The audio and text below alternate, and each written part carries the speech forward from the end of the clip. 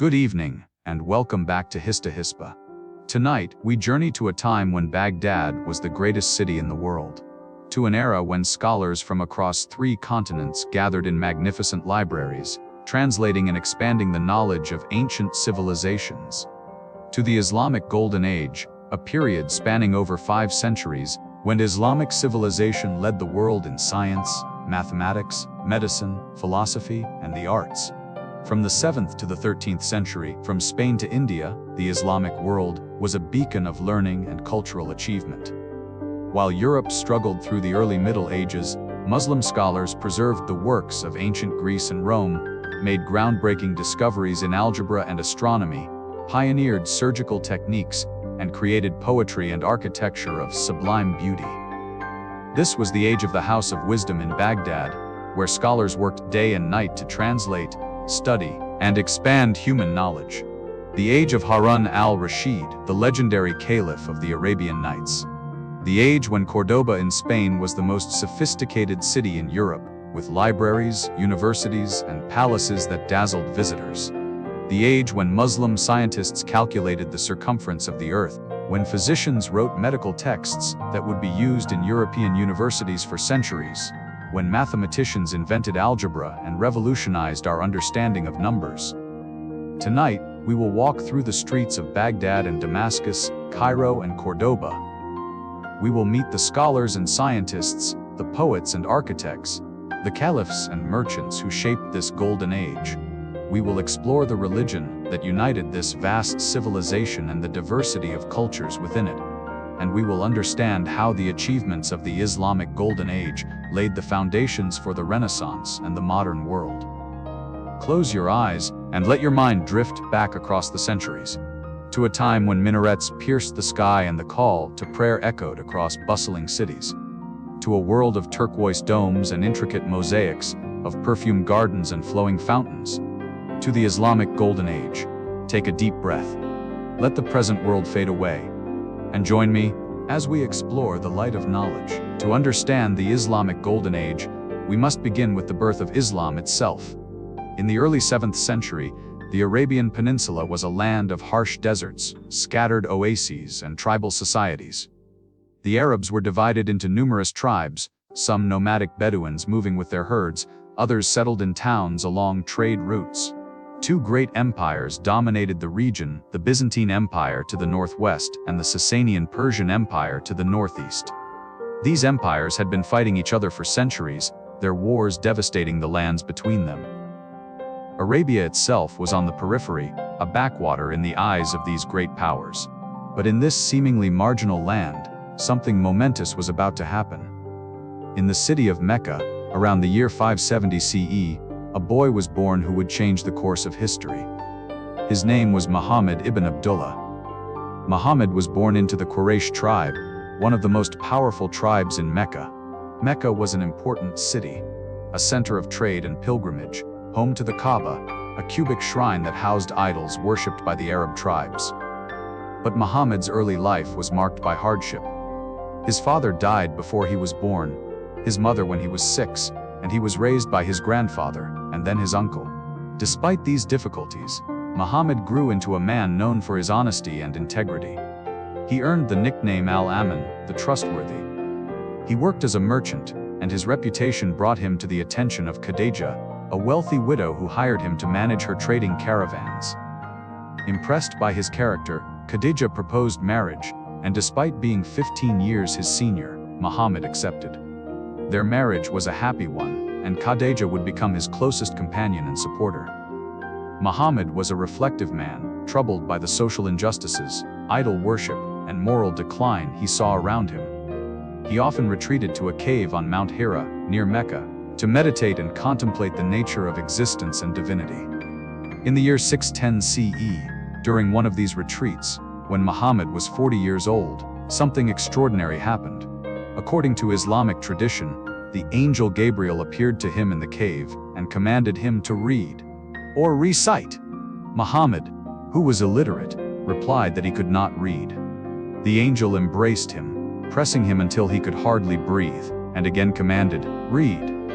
This happened 3 times, and then the angel recited the first verses of what would become the Quran. Read in the name of your Lord who created man from a clinging substance. Read, and your Lord is the most generous, who taught by the pen, taught man that which he knew not.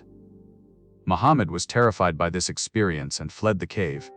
He confided in Khadija, who comforted him, and took him to her cousin Waraka ibn Nawfal, a Christian scholar. Waraka confirmed that Muhammad had been visited by the same divine spirit that had come to Moses, and he declared that Muhammad was a prophet. Over the next 23 years, until his death, Muhammad would continue to receive revelations, which he recited to his followers, and which were eventually compiled into the Quran, the holy book of Islam. The message Muhammad preached was revolutionary. He proclaimed that there was only one God, Allah, the same God worshipped by Jews and Christians. He called people to abandon idol worship, to live justly, to care for the poor and orphans, to free slaves, and to recognize the equality of all people before God. He warned of a day of judgment, when all would be held accountable for their deeds. Muhammad's message challenged the established order in Mecca. The Quraysh leaders, who profited from the pilgrimage trade to the Kaaba and its idols, saw him as a threat. They persecuted Muhammad and his followers, torturing and killing some of them. Despite the persecution, Islam slowly gained followers, drawn by its message of social justice, monotheism, and spiritual meaning. In 622 CE, facing increasing danger, Muhammad and his followers migrated from Mecca to the city of Yathrib, over 200 miles to the north.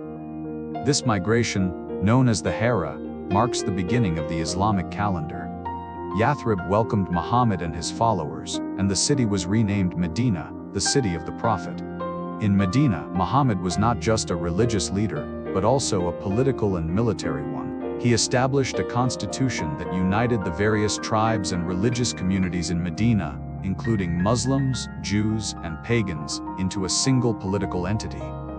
He built the first mosque, a simple structure of mud brick and palm trunks, which served as a place of worship, a community center, and a seat of government. From Medina, Muhammad and his followers engaged in a series of conflicts with the Meccans. There were battles, Badr, Uhud, the trench, each with its victories and defeats, its lessons and its martyrs.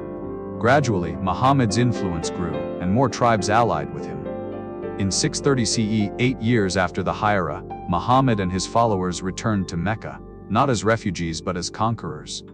The Meccans, seeing the size of Muhammad's force, and recognizing the inevitability of his victory, surrendered the city without a fight.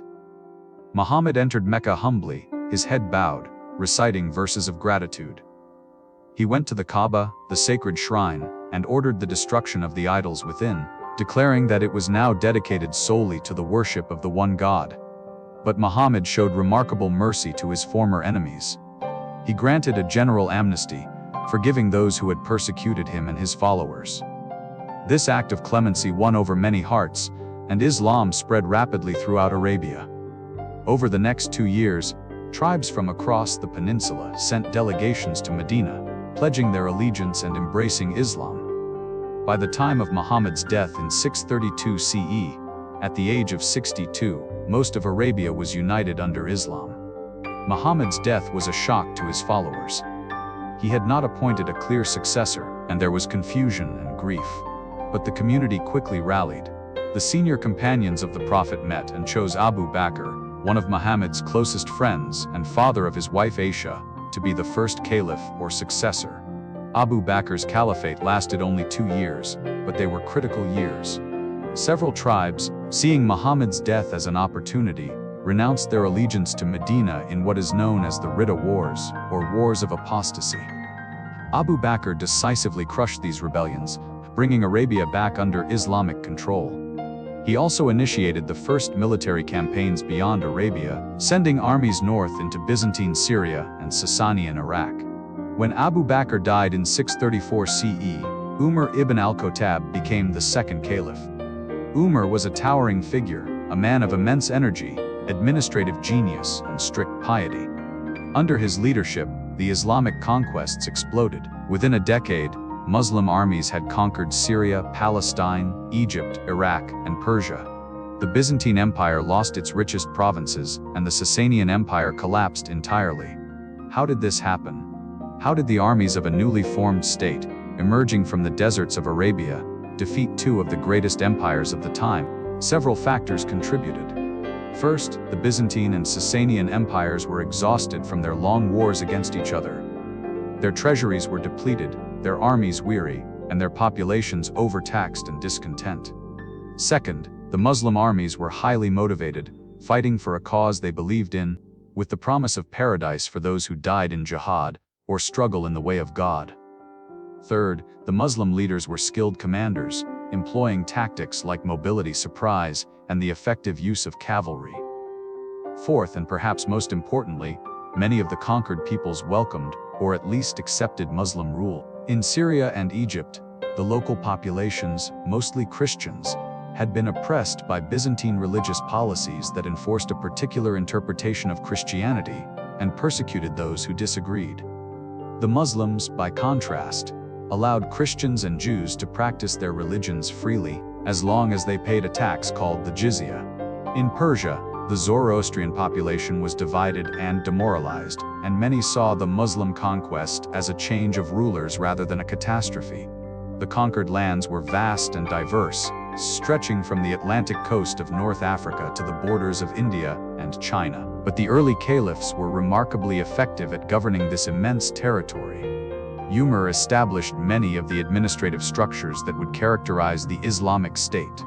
He created a system of provinces, each governed by a wali or governor. He established a treasury, the Bayt al-Mal, to manage the wealth of the state. He instituted stipends for soldiers and established garrison cities like Kufa and Basra in Iraq, Fustat in Egypt, and Qiran in Tunisia, where Muslim soldiers and their families settled.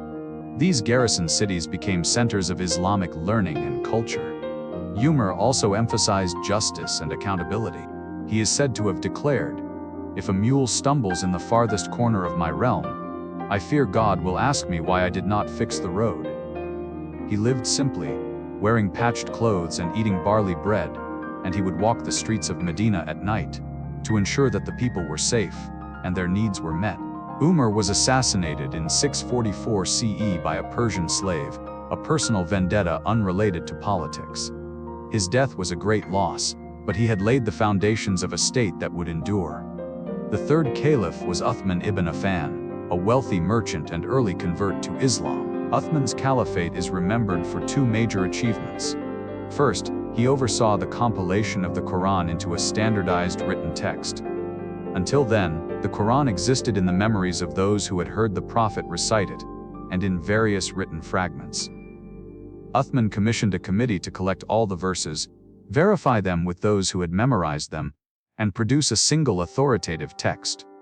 Copies of this text were sent to major cities, and other versions were destroyed to prevent discrepancies. This is the version of the Quran that Muslims use today, and it is considered one of the most reliably preserved ancient texts. Second, Uthman continued the conquests, expanding Muslim rule into North Africa, the Caucasus, and parts of Central Asia. But Uthman's caliphate was also marked by growing discontent. He was accused of nepotism, appointing members of his own clan, the Umayyads, to important positions. There were economic grievances, as some felt the wealth of the conquests was not being distributed fairly. In 656 CE, rebels from Egypt and Iraq besieged Uthman in his home in Medina. Despite efforts to negotiate, the situation escalated, and the rebels broke into his house and killed him while he was reading the Quran. His blood is said to have spilled onto the pages of the holy book. Uthman's assassination plunged the Muslim community into its first civil war, the Fitna. Ali ibn Abi Talib, the Prophet's cousin and son-in-law, was chosen as the fourth caliph. Ali was a deeply pious and learned man, renowned for his wisdom and eloquence, but his caliphate was troubled from the start. Aisha, the Prophet's widow, and two senior companions, Talha and Zubair, challenged Allah's leadership, demanding that he punish Uthman's killers. This led to the Battle of the Camel in 656 CE, where Allah's forces defeated the rebels. Aisha was captured but treated with respect and sent back to Medina. But a more serious challenge came from Muawiyah, the governor of Syria and a member of the Umayyad clan. Muawiyah refused to recognize Ali as caliph and accused him of complicity in Uthman's murder. The conflict between Ali and Muawiyah led to the Battle of Siffin in 657 CE. The battle was inconclusive, and Muawiyah's forces, on the verge of defeat, raised copies of the Quran on their spears, calling for arbitration based on the Holy Book. Ali agreed to arbitration, but this decision alienated some of his most fervent supporters, who believed that Ali's right to rule was divinely ordained and should not be subject to human judgment. These dissenters, known as the Kharijites or those who go out, broke away from Ali and waged their own insurgency. In 661 CE, Ali was assassinated by a Kharijite while praying in a mosque in Kufa, Iraq. With Ali's death, Muawiyah consolidated his power and became caliph, establishing the Umayyad Caliphate, which would rule the Islamic world for nearly a century. The Umayyad period saw continued expansion.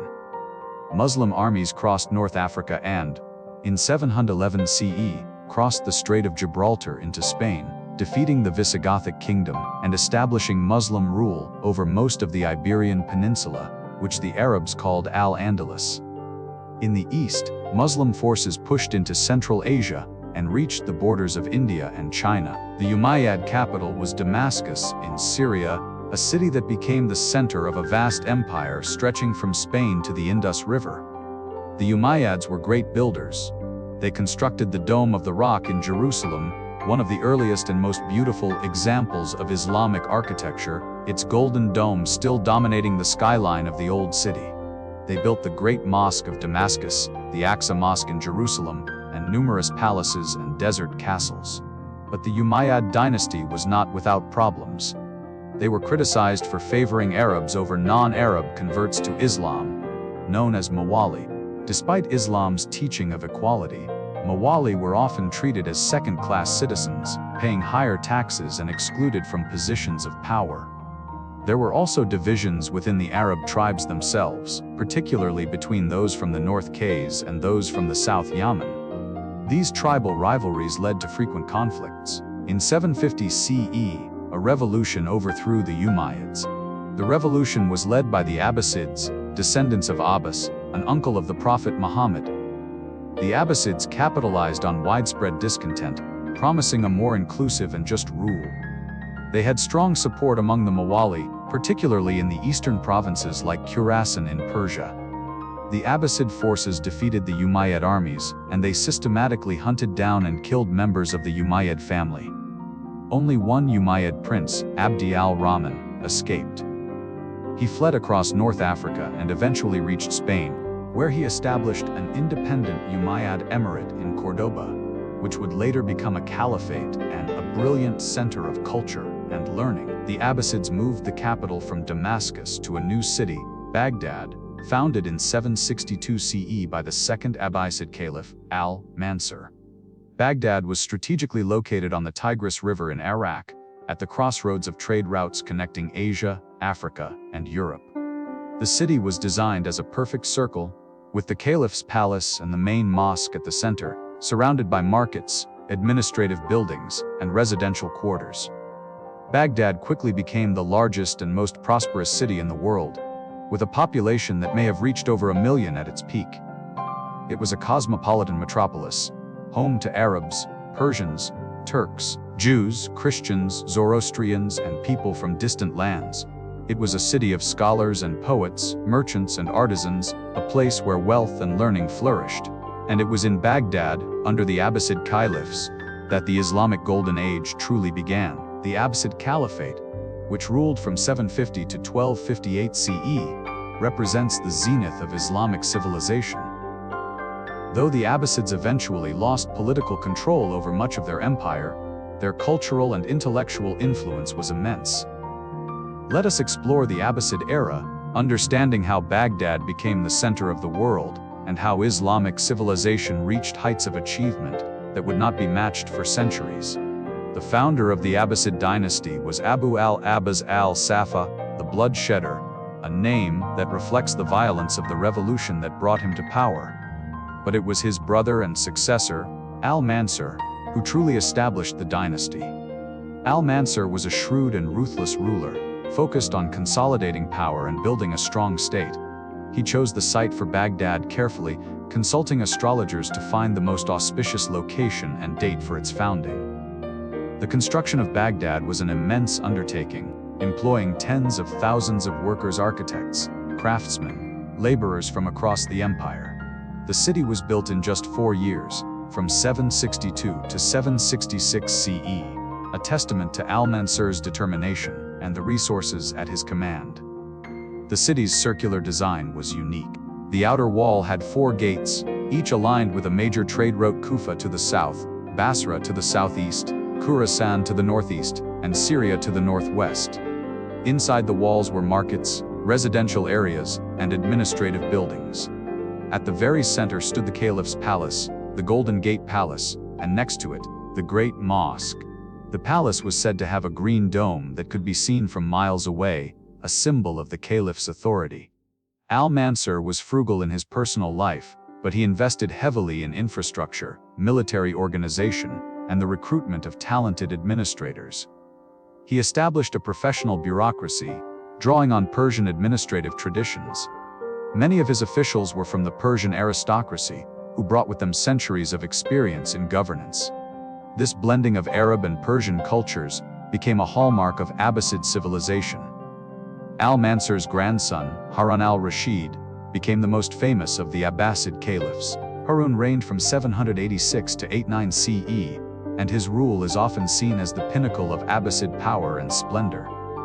Harun al-Rashid is the caliph of the Arabian Nights, the legendary collection of stories like Aladdin, Ali Baba, and Sinbad the Sailor.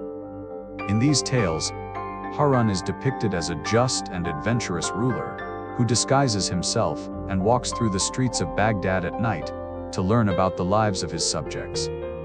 While the historical Harun was not quite the fairy tale figure, he was indeed a capable and cultured ruler. He presided over an empire at peace and prosperity. He exchanged embosses with Charlemagne, the emperor of the Franks, sending him gifts including an elephant, a water clock, and silks. Harun was a patron of learning and the arts. He supported poets, musicians, and scholars, and his court was renowned for its sophistication. But Harun's reign was not without difficulties. He faced rebellions, particularly in the provinces, and his decision to divide the empire between his 2 sons after his death led to a devastating civil war. After Harun's death in 809, his sons Al-Amin and Al-Mamun fought for control. The civil war lasted 4 years and caused significant destruction, including the siege of Baghdad. Eventually, Al-Mamun emerged victorious in 813 CE. Al-Mamun is remembered as one of the greatest patrons of learning in history. He was deeply interested in philosophy, science, and theology. He established the House of Wisdom, Beit al-Hikmah, in Baghdad, one of the most important intellectual institutions in history. The House of Wisdom was part library, part academy, part translation center, and part observatory. It attracted scholars from across the Islamic world and beyond: Muslims, Christians, Jews, Zoroastrians, and pagans. The primary mission of the House of Wisdom was to translate works from Greek, Persian, Sanskrit, and other languages into Arabic. Teams of translators worked on texts of philosophy, mathematics, astronomy, medicine, and other sciences. Works by Aristotle, Plato, Euclid, Ptolemy, Galen, and many others were translated into Arabic, often through intermediate Syriac translations. These translations were not mere word-for-word renderings but careful scholarly works, with commentaries and corrections. Muslim scholars did not simply preserve ancient knowledge, they engaged with it critically, questioned it, and expanded upon it. For example, the Greek physician Galen's works on medicine were translated, but Muslim physicians like Al-Razi and Ibn Sina would go on to write their own medical treatises that corrected Galen's errors and added new observations. Al-Mamun also founded an observatory in Baghdad, where astronomers made precise observations of celestial bodies, calculated the length of the solar year, and produced astronomical tables. He commissioned expeditions to measure the circumference of the Earth, which produced results remarkably close to the modern value. Al-Mamun's reign was a time of intellectual ferment. Debates raged on theological, philosophical, and scientific questions. One controversy was the Mihana, or Inquisition, during which al-Mamun promoted the Mu'tazilite school of Islamic theology. The Mu'tazilites emphasized reason and free will, and they held that the Quran was created, not eternal. Al-Mamun tried to enforce this doctrine, imprisoning scholars who disagreed, including the famous traditionalist Ahmad ibn Hanbal. This episode is controversial, and al-Mamun's successor would eventually abandon the Mana. But it illustrates the intellectual vibrancy of the period, where even fundamental religious questions were subjects of debate. After al-Mamun, the Abbasid Caliphate began to fragment politically. Caliphs became increasingly reliant on Turkish slave soldiers, known as Mamluks, for military power. Ironically, these Mamluks would eventually dominate the caliphs, reducing them to figureheads. Provincial governors asserted their independence, founding dynasties that ruled in their own names while nominally recognizing the Abbasid Caliph as the spiritual leader of Islam. In Spain, the Umayyad Emirate became a caliphate in 929 CE, under Abd el-Rahman III, rivaling the Abbasids. In North Africa, the Fatimids, a Shia dynasty claiming descent from the Prophet's daughter Fatima, established their own caliphate in 99 CE and conquered Egypt, founding the city of Cairo in 969 CE. In the east, dynasties like the Samanids, Ghaznavids and Seljuks ruled over Persia, Central Asia, and eventually parts of the Arab world.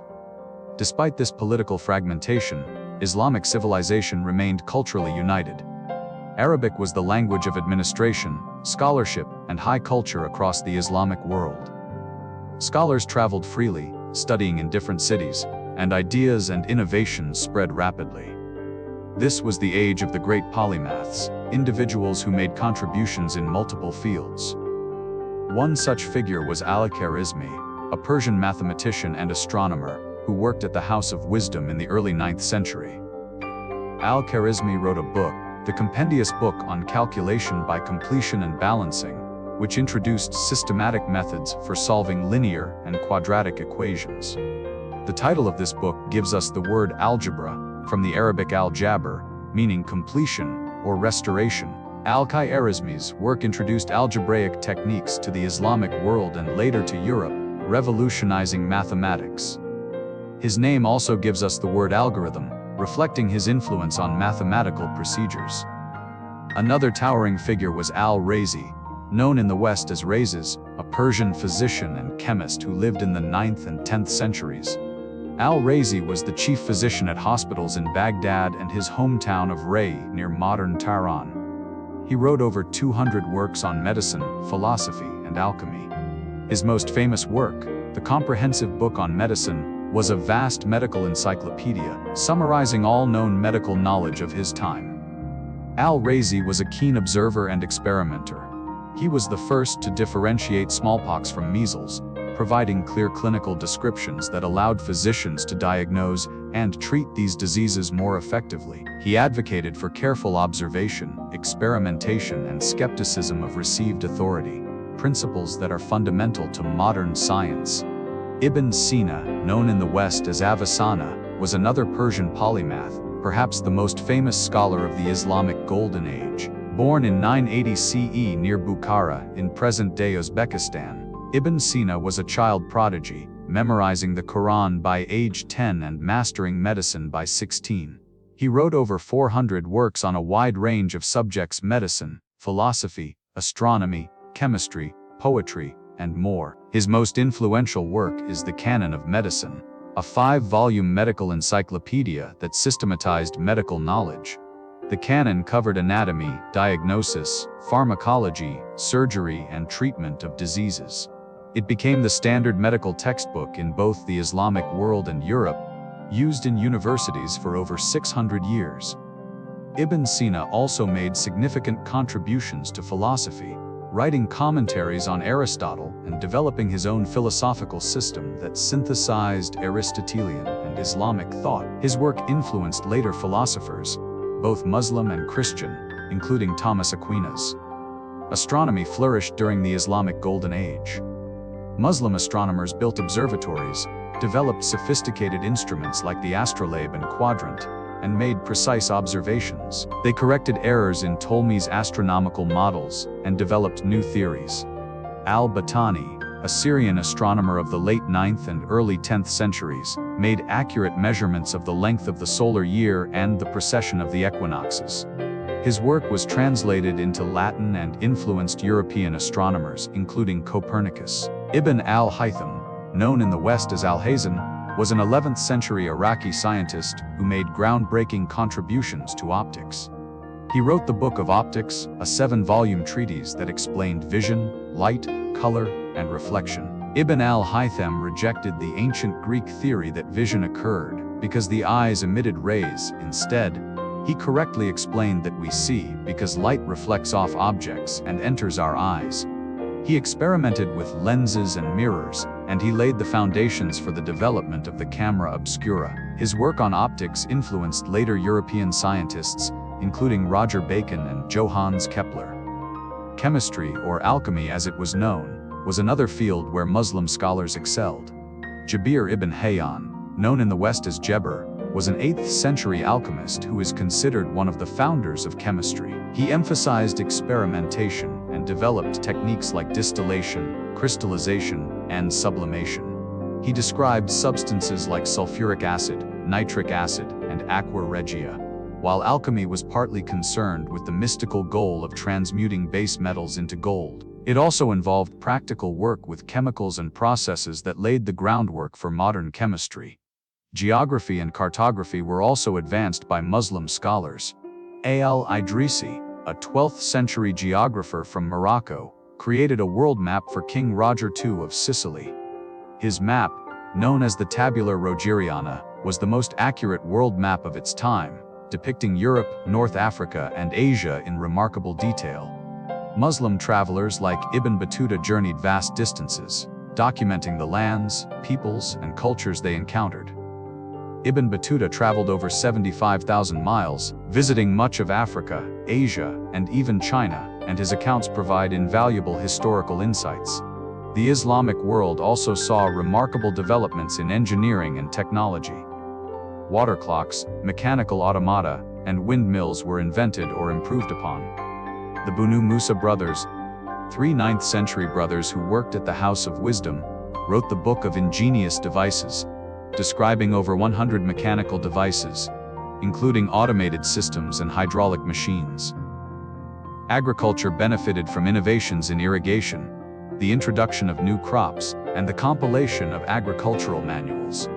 Muslim traders and scholars spread crops like sugarcane, cotton, rice, citrus fruits, and many vegetables across the Islamic world, leading to an agricultural revolution that increased food production and prosperity. While Baghdad shone in the east, another center of Islamic civilization flourished in the West Al-Andalus, the Muslim territories in the Iberian Peninsula, modern-day Spain, and Portugal. Al-Andalus was a land of remarkable cultural synthesis, where Muslims, Christians, and Jews lived side by side, creating a civilization of extraordinary brilliance. Let us turn our attention to Al-Andalus, exploring its history, its achievements, and its legacy.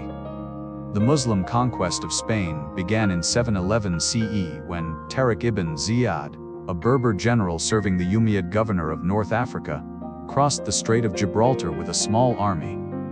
The Visigothic kingdom of Spain, weakened by internal strife and succession disputes, was unable to mount an effective resistance. In a decisive battle, Tariq defeated King Roderick, and within a few years, most of the Iberian Peninsula was under Muslim control. The Muslims called the land Al-Andalus, a name of uncertain origin, possibly derived from the Vandals, a Germanic tribe that had once lived there, or from an Arabic term meaning the land of the West. Initially, Al-Andalus was governed as a province of the Umayyad Caliphate based in Damascus. But when the Abbasids overthrew the Umayyads in 750 CE, one Umayyad prince, Abd al-Rahman, escaped the massacre and made his way to Spain. In 756 CE, Abd al-Rahman established an independent emirate in Cordoba, refusing to recognize the Abbasid Caliph in Baghdad. Abd al-Rahman I, known as the Immigrant or the Falcon of Quraysh, was a capable and determined ruler. He unified Al-Andalus, suppressed rebellions, and established Cordoba as his capital. He began the construction of the Great Mosque of Cordoba, one of the architectural masterpieces of the Islamic world. Under Abd al-Rahman I and his successors, Al-Andalus became a prosperous and cultured land. The emirs of Cordoba patronized scholars, poets, and artists, and they improved infrastructure, agriculture, and trade. But the Umayyad Emirate faced challenges. The Christian kingdoms in the north of Spain, Asturias, Leon, and Navarre, resisted Muslim rule and gradually expanded their territories in what would become the Reconquista, the centuries-long effort to reclaim Spain for Christianity. Within Al-Andalus, there were tensions between Arabs, Berbers, and the Iberian converts to Islam, known as Muwalladun. In 929 CE, Abd al-Rahman III took the bold step of declaring himself caliph, assuming the title of commander of the faithful and challenging the legitimacy of both the Abbasid and Fatimid caliphs. This was a statement of political and cultural independence and confidence. Abd al-Rahman III's reign, from 912 to 961 CE, is considered the Golden Age of Al-Andalus. He expanded and beautified Cordoba, making it one of the greatest cities in the world. At its peak, Cordoba had a population of perhaps 500,000, making it the largest city in Western Europe. The city boasted hundreds of mosques, bathhouses, libraries, and palaces. It had paved streets, street lighting, and a sophisticated water supply system. The Great Mosque of Cordoba was expanded into a vast complex, with hundreds of columns supporting horseshoe arches in red and white stone, creating a mesmerizing forest of arches. The Mosque's mihrab, the niche indicating the direction of Mecca, was decorated with intricate mosaics and gold, rivaling the finest Byzantine work. Abd al-Rahman III also built a magnificent palace city called Madinat al-Zahra, just outside Cordoba. The palace was an architectural marvel, with gardens, fountains, reception halls decorated with marble and gold, and intricate carvings. It was said that the palace had 4,000 columns, and that its construction employed 10,000 workers. Tragically, Madinat al-Zahra was destroyed during the civil wars of the early 11th century, but its ruins, rediscovered in the 20th century, still testify to its former grandeur. Al-Andalus was a center of learning and culture. Libraries flourished, with the Royal Library in Cordoba reportedly containing over 400,000 volumes, the largest library in Western Europe at the time. Scholars from across the world came to study in Cordoba, Toledo, Seville, and other cities. Muslims, Christians, and Jews studied together, translating texts from Arabic into Latin and Hebrew, and writing their own works. One of the most remarkable aspects of Al-Andalus was the convivencia, or coexistence, of the three monotheistic religions. While there were certainly tensions and periods of conflict, Al-Andalus is notable for the relative tolerance and cooperation between Muslims, Christians, and Jews. Jews, in particular, thrived in Al-Andalus. After centuries of persecution under the Visigoths, they found relative freedom under Muslim rule. Jewish scholars, physicians, poets, and merchants played important roles in Andalusian society. The Jewish Golden Age in Spain produced figures like Samuel ibn Negrella, a Jewish vizier and military commander, and the philosopher Moses Maimonides. Maimonides, born in Cordoba in 1135 CE, was one of the greatest Jewish scholars. He wrote the Mishneh Torah, a comprehensive codification of Jewish law, and the Guide for the Perplexed, a philosophical work reconciling Judaism with Aristotelian philosophy. Maimonides was also a physician and served as the personal doctor to the Sultan of Egypt. His works influenced Jewish, Christian, and Muslim thought for centuries. Christians living under Muslim rule in Al-Andalus, known as Mozarabs, generally maintained their religious practices and were allowed to govern themselves in matters of personal law. They adopted many aspects of Arab culture, including the Arabic language, and contributed to the cultural richness of Al-Andalus. Music, poetry, and the arts flourished in Al-Andalus. Andalusian music, with its unique blend of Arab, Berber, and local traditions, developed distinctive styles and instruments.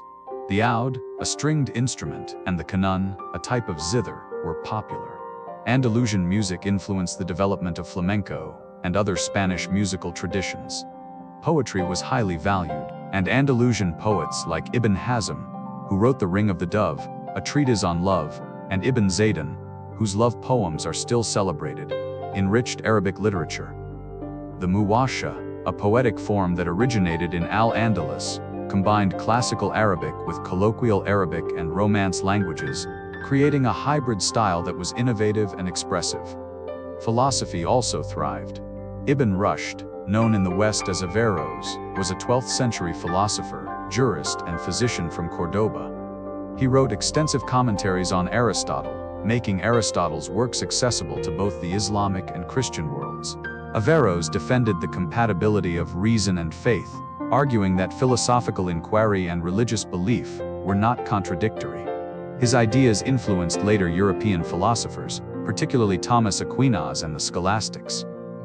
Another important Andalusian philosopher was Ibn Tufail, who wrote Hayy ibn Yaqdan, a philosophical novel about a boy raised by a gazelle on a deserted island who, through reason and observation, discovers truth and God.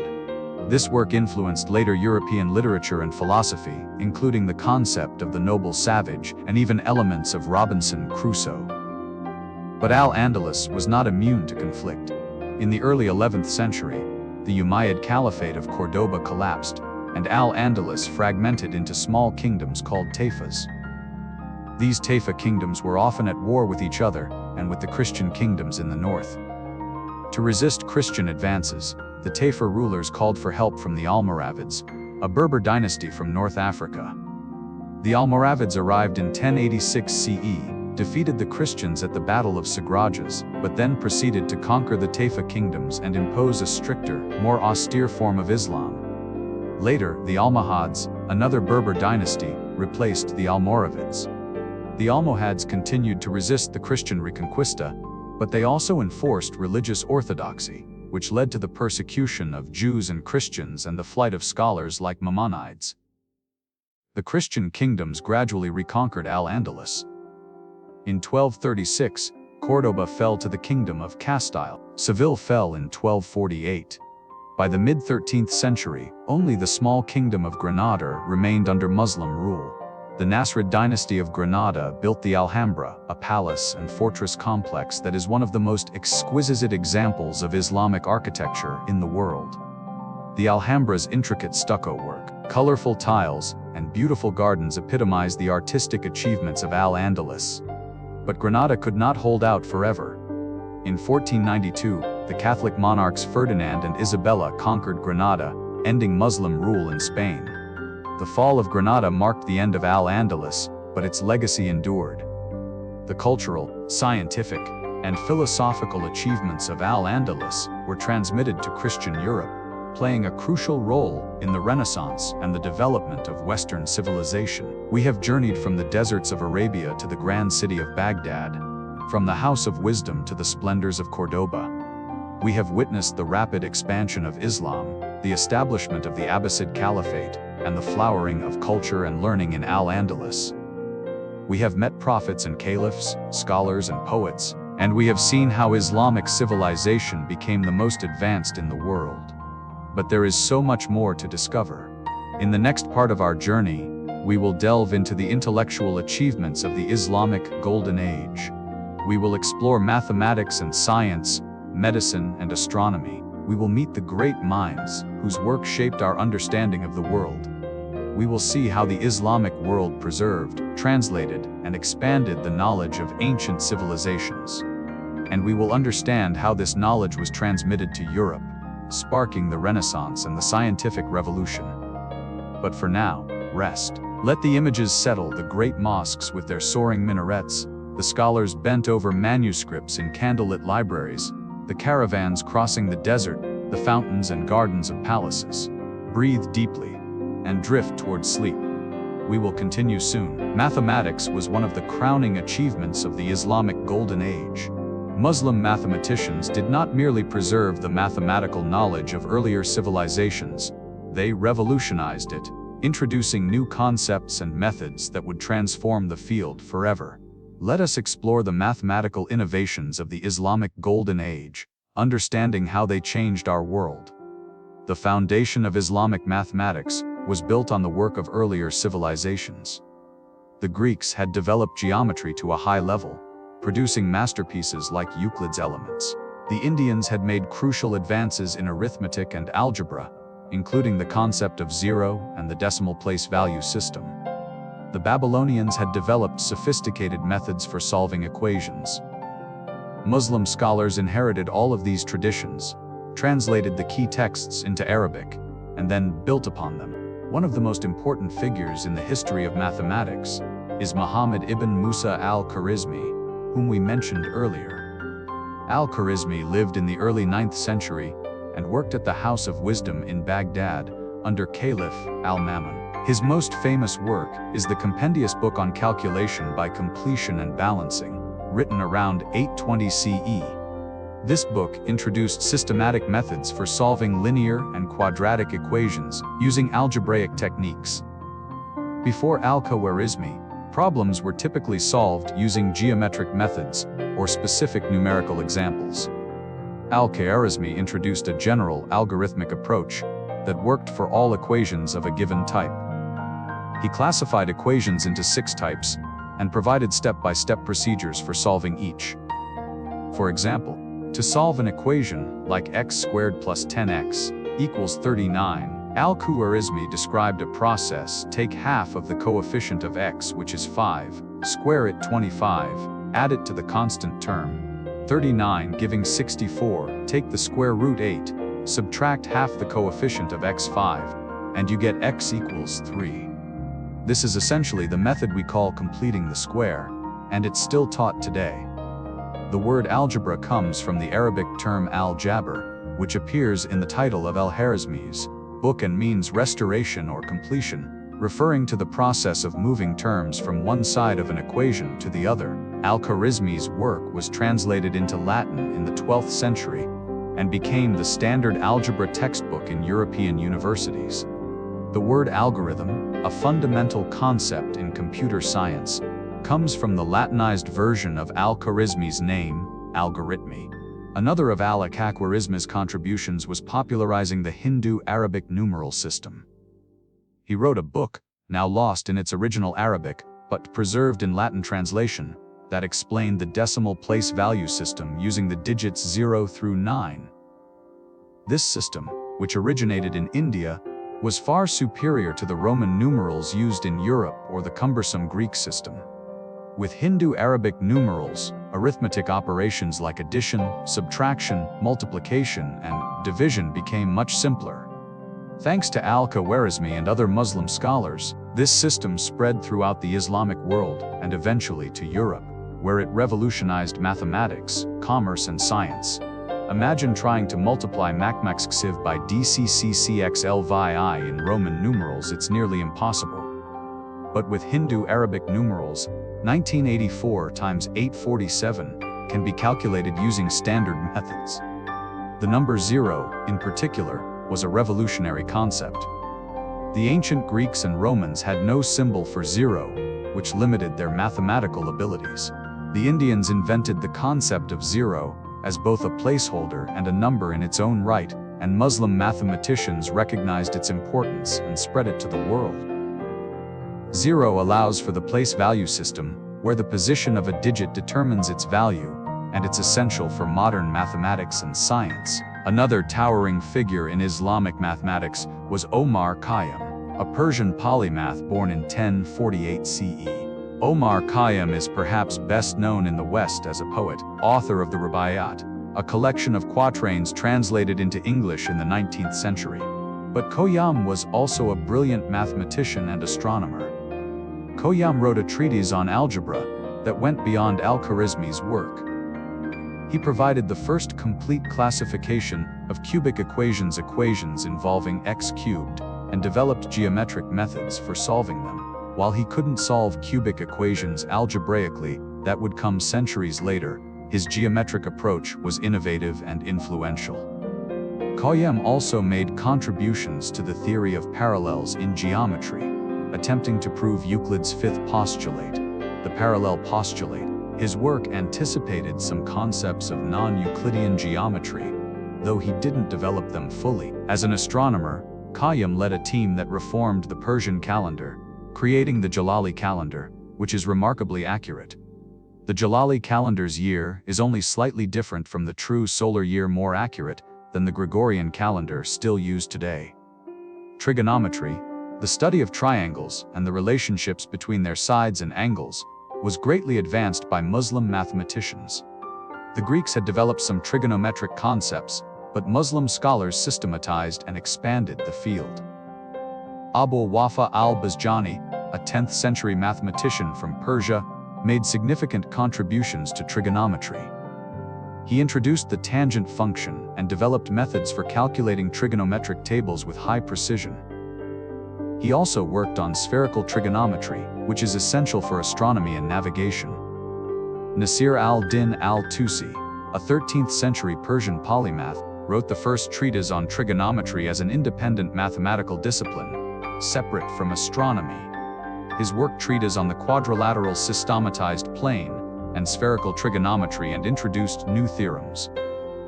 Al-Tusi's work was later translated into Latin and influenced European mathematicians. The concept of mathematical proof, so central to mathematics today, was rigorously applied by Muslim mathematicians. Ibn al-Haytham, the physicist and mathematician we mentioned earlier, wrote a commentary on Euclid's Elements in which he provided rigorous proofs and corrected errors.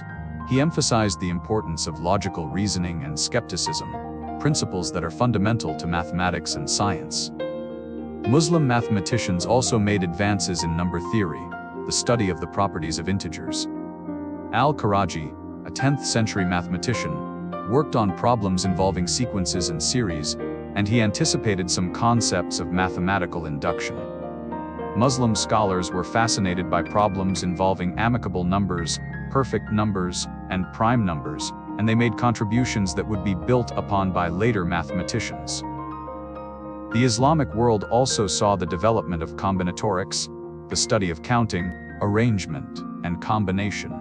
Al-Khalil ibn Ahmad, an 8th century scholar, developed methods for counting the possible arrangements of letters in Arabic poetry, essentially creating early combinatorial techniques. In the practical realm, Muslim mathematicians applied their knowledge to problems of commerce, inheritance, and engineering. Islamic inheritance law, specified in the Quran and Hadith, involves complex divisions of estates among heirs. Muslim jurists and mathematicians developed sophisticated methods for calculating these divisions, which required solving systems of linear equations. This practical need spurred the development of algebraic techniques. Astronomy required precise calculations, and Muslim astronomers used advanced mathematics to predict planetary positions, eclipses, and the timing of prayer times. The astrolabe, a complex instrument for solving problems involving time and the position of the stars, was perfected by Muslim craftsmen and scholars. It required knowledge of spherical trigonometry and geometry to construct and use. The development of mathematics in the Islamic world was not confined to a single region or period. It was a collective endeavor spanning centuries and continents, from Spain to Central Asia, from the 8th to the 15th century.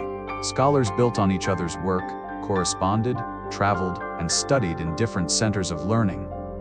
When the knowledge of Islamic mathematics reached Europe, through translations in Spain and Sicily, it had a profound impact. European scholars like Leonardo Fibonacci, who learned mathematics in North Africa, introduced Islamic mathematical ideas to Europe. Fibonacci's Liber Abbasid, published in 1202, popularized Hindu Arabic numerals and algebra in Europe, paving the way for the scientific and commercial revolutions.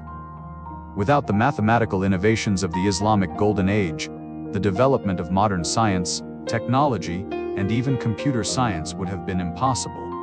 Every time we use algebra, write a number, or run an algorithm, we are using the legacy of Muslim mathematicians. The night sky has fascinated humanity since the dawn of time, and in the Islamic Golden Age, astronomy was one of the most advanced sciences.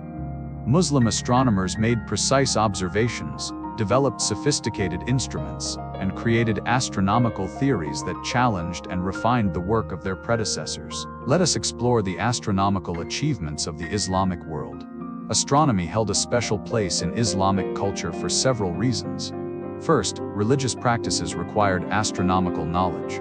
Muslims must pray 5 times a day, facing the direction of Mecca, the Qibla. Determining the Qibla requires knowledge of geography and spherical geometry. The Islamic calendar is lunar, and the beginning of each month is determined by the sighting of the new moon, which requires careful observation. The times of daily prayers are based on the position of the sun, and calculating these times accurately requires understanding of the sun's movement. Second, the Quran itself encourages the study of the heavens as a means of understanding God's creation. Verses speak of the sun, moon, and stars as signs of God's power and wisdom. Third, there was practical value in astronomy for navigation, timekeeping, and astrology, which was widely practiced and believed to influence human affairs. The foundation of Islamic astronomy was the work of earlier civilizations, particularly the Greeks and Indians. Ptolemy's Almagest, a comprehensive astronomical treatise from the 2nd century CE, was translated into Arabic and became the standard reference. But Muslim astronomers did not simply accept Ptolemy's work, they tested it, corrected it, and improved upon it. One of the earliest major astronomical works in Islam was produced by Al-Khwarizmi, the mathematician we've already met. He wrote astronomical tables, Zij in Arabic, which provided data for calculating the positions of the sun, moon, and planets. These tables were based on Indian and Persian sources, as well as his own observations. In the 9th century, the Abbasid Caliph al-Ma'mun established an observatory in Baghdad, and later another in Damascus. These observatories were equipped with large instruments for measuring angles, such as quadrants, astrolabes, and armillary spheres. Astronomers at these observatories made systematic observations over many years, recording data that allowed them to calculate astronomical parameters with high accuracy. One of the most important projects undertaken by al-Ma'mun's astronomers was measuring the circumference of the Earth. They traveled to the desert plains near Palmyra in Syria, chose a location on flat ground, and measured the altitude of the North Star. Then they traveled exactly 1 degree of latitude northward, and measured the altitude again. By measuring the distance traveled and knowing the change in altitude corresponded to 1 degree, they could calculate the Earth's circumference. Their result was approximately 40,000 kilometers, remarkably close to the modern value of about 40,075 kilometers. This demonstrated not only their mathematical skill, but also their commitment to empirical observation. Al-Battani, also known as Albatenius, was a Syrian astronomer of the late 9th and early 10th centuries, one of the greatest observers of the medieval period. He made precise measurements of the length of the solar year, determining it to be 365 days, 5 hours, 46 minutes, and 24 seconds. The modern value is 365 days, 5 hours, 48 minutes, and 46 seconds. Al-Battani was off by only about 2 minutes. Al-Battani corrected Ptolemy's value for the precession of the equinoxes, the slow wobble of Earth's axis that causes the position of the stars to shift over centuries. He also improved the accuracy of the solar and lunar tables, which were used for centuries afterward. His work was translated into Latin and influenced European astronomers, including Copernicus, who cited him. Ibn Yunus, an Egyptian astronomer of the 10th and early 11th centuries, worked at the observatory established by the Fatimid Caliph in Cairo. He produced the Hakimi Zij, a comprehensive set of astronomical tables, named after the Caliph al-Hakim. Ibn Yunus made over 10,000 observations of the sun and moon, and he used this data to improve the accuracy of predictions of eclipses and planetary positions. He also made contributions to spherical trigonometry, developing formulas that simplified calculations in astronomy. The astrolabe, an ancient instrument for solving problems related to time and the position of celestial objects, was perfected by Muslim astronomers and craftsmen. The astrolabe is essentially an analog computer, a handheld device with rotating discs engraved with scales and markings. By aligning the astrolabe with the position of the sun or stars, one could determine the time, latitude, the direction of Mecca, and various other astronomical and astrological information. Astrolabes were works of art as well as scientific instruments, often beautifully engraved with intricate designs. They spread throughout the Islamic world and to Europe, where they remained in use until the 18th century. Muslim astronomers also observed and recorded transient phenomena like comets, supernova, and eclipses. In 1006 CE, a supernova appeared in the sky, the brightest stellar event in recorded history. Astronomers in the Islamic world, as well as in China and elsewhere, recorded its appearance, providing valuable data for modern astronomers. Observations of comets were also carefully recorded, with descriptions of their paths, brightness, and duration. One of the major debates in Islamic astronomy concerned the accuracy and philosophical implications of Ptolemy's model of the universe. Ptolemy's system was geocentric. It placed the Earth at the center of the universe, with the sun, moon, planets, and stars revolving around it. To account for the observed motions of the planets, which sometimes appear to move backward retrograde motion, Ptolemy used complex mechanisms like epicycles, small circles, whose centers move along larger circles, and equants, points offset from the center, used to make calculations work out. While Ptolemy's system could predict planetary positions fairly accurately, some Muslim astronomers found it philosophically unsatisfying. They argued that it violated the principle that celestial motions should be uniform and circular, a principle derived from Aristotelian physics. Ibn al-Haytham, the great polymath, wrote a critique of Ptolemy's astronomy, pointing out contradictions and proposing that a new model was needed. Al-Bitruji, an Andalusian astronomer of the 12th century, attempted to create a purely physical model of the universe, without epicycles or equants, based on the principles of Aristotelian physics. His model was less accurate than Ptolemy's for predictions, but it represented an important effort to reconcile observation with philosophical principles. The most sophisticated observatories of the Islamic world were established in the later centuries of the Golden Age.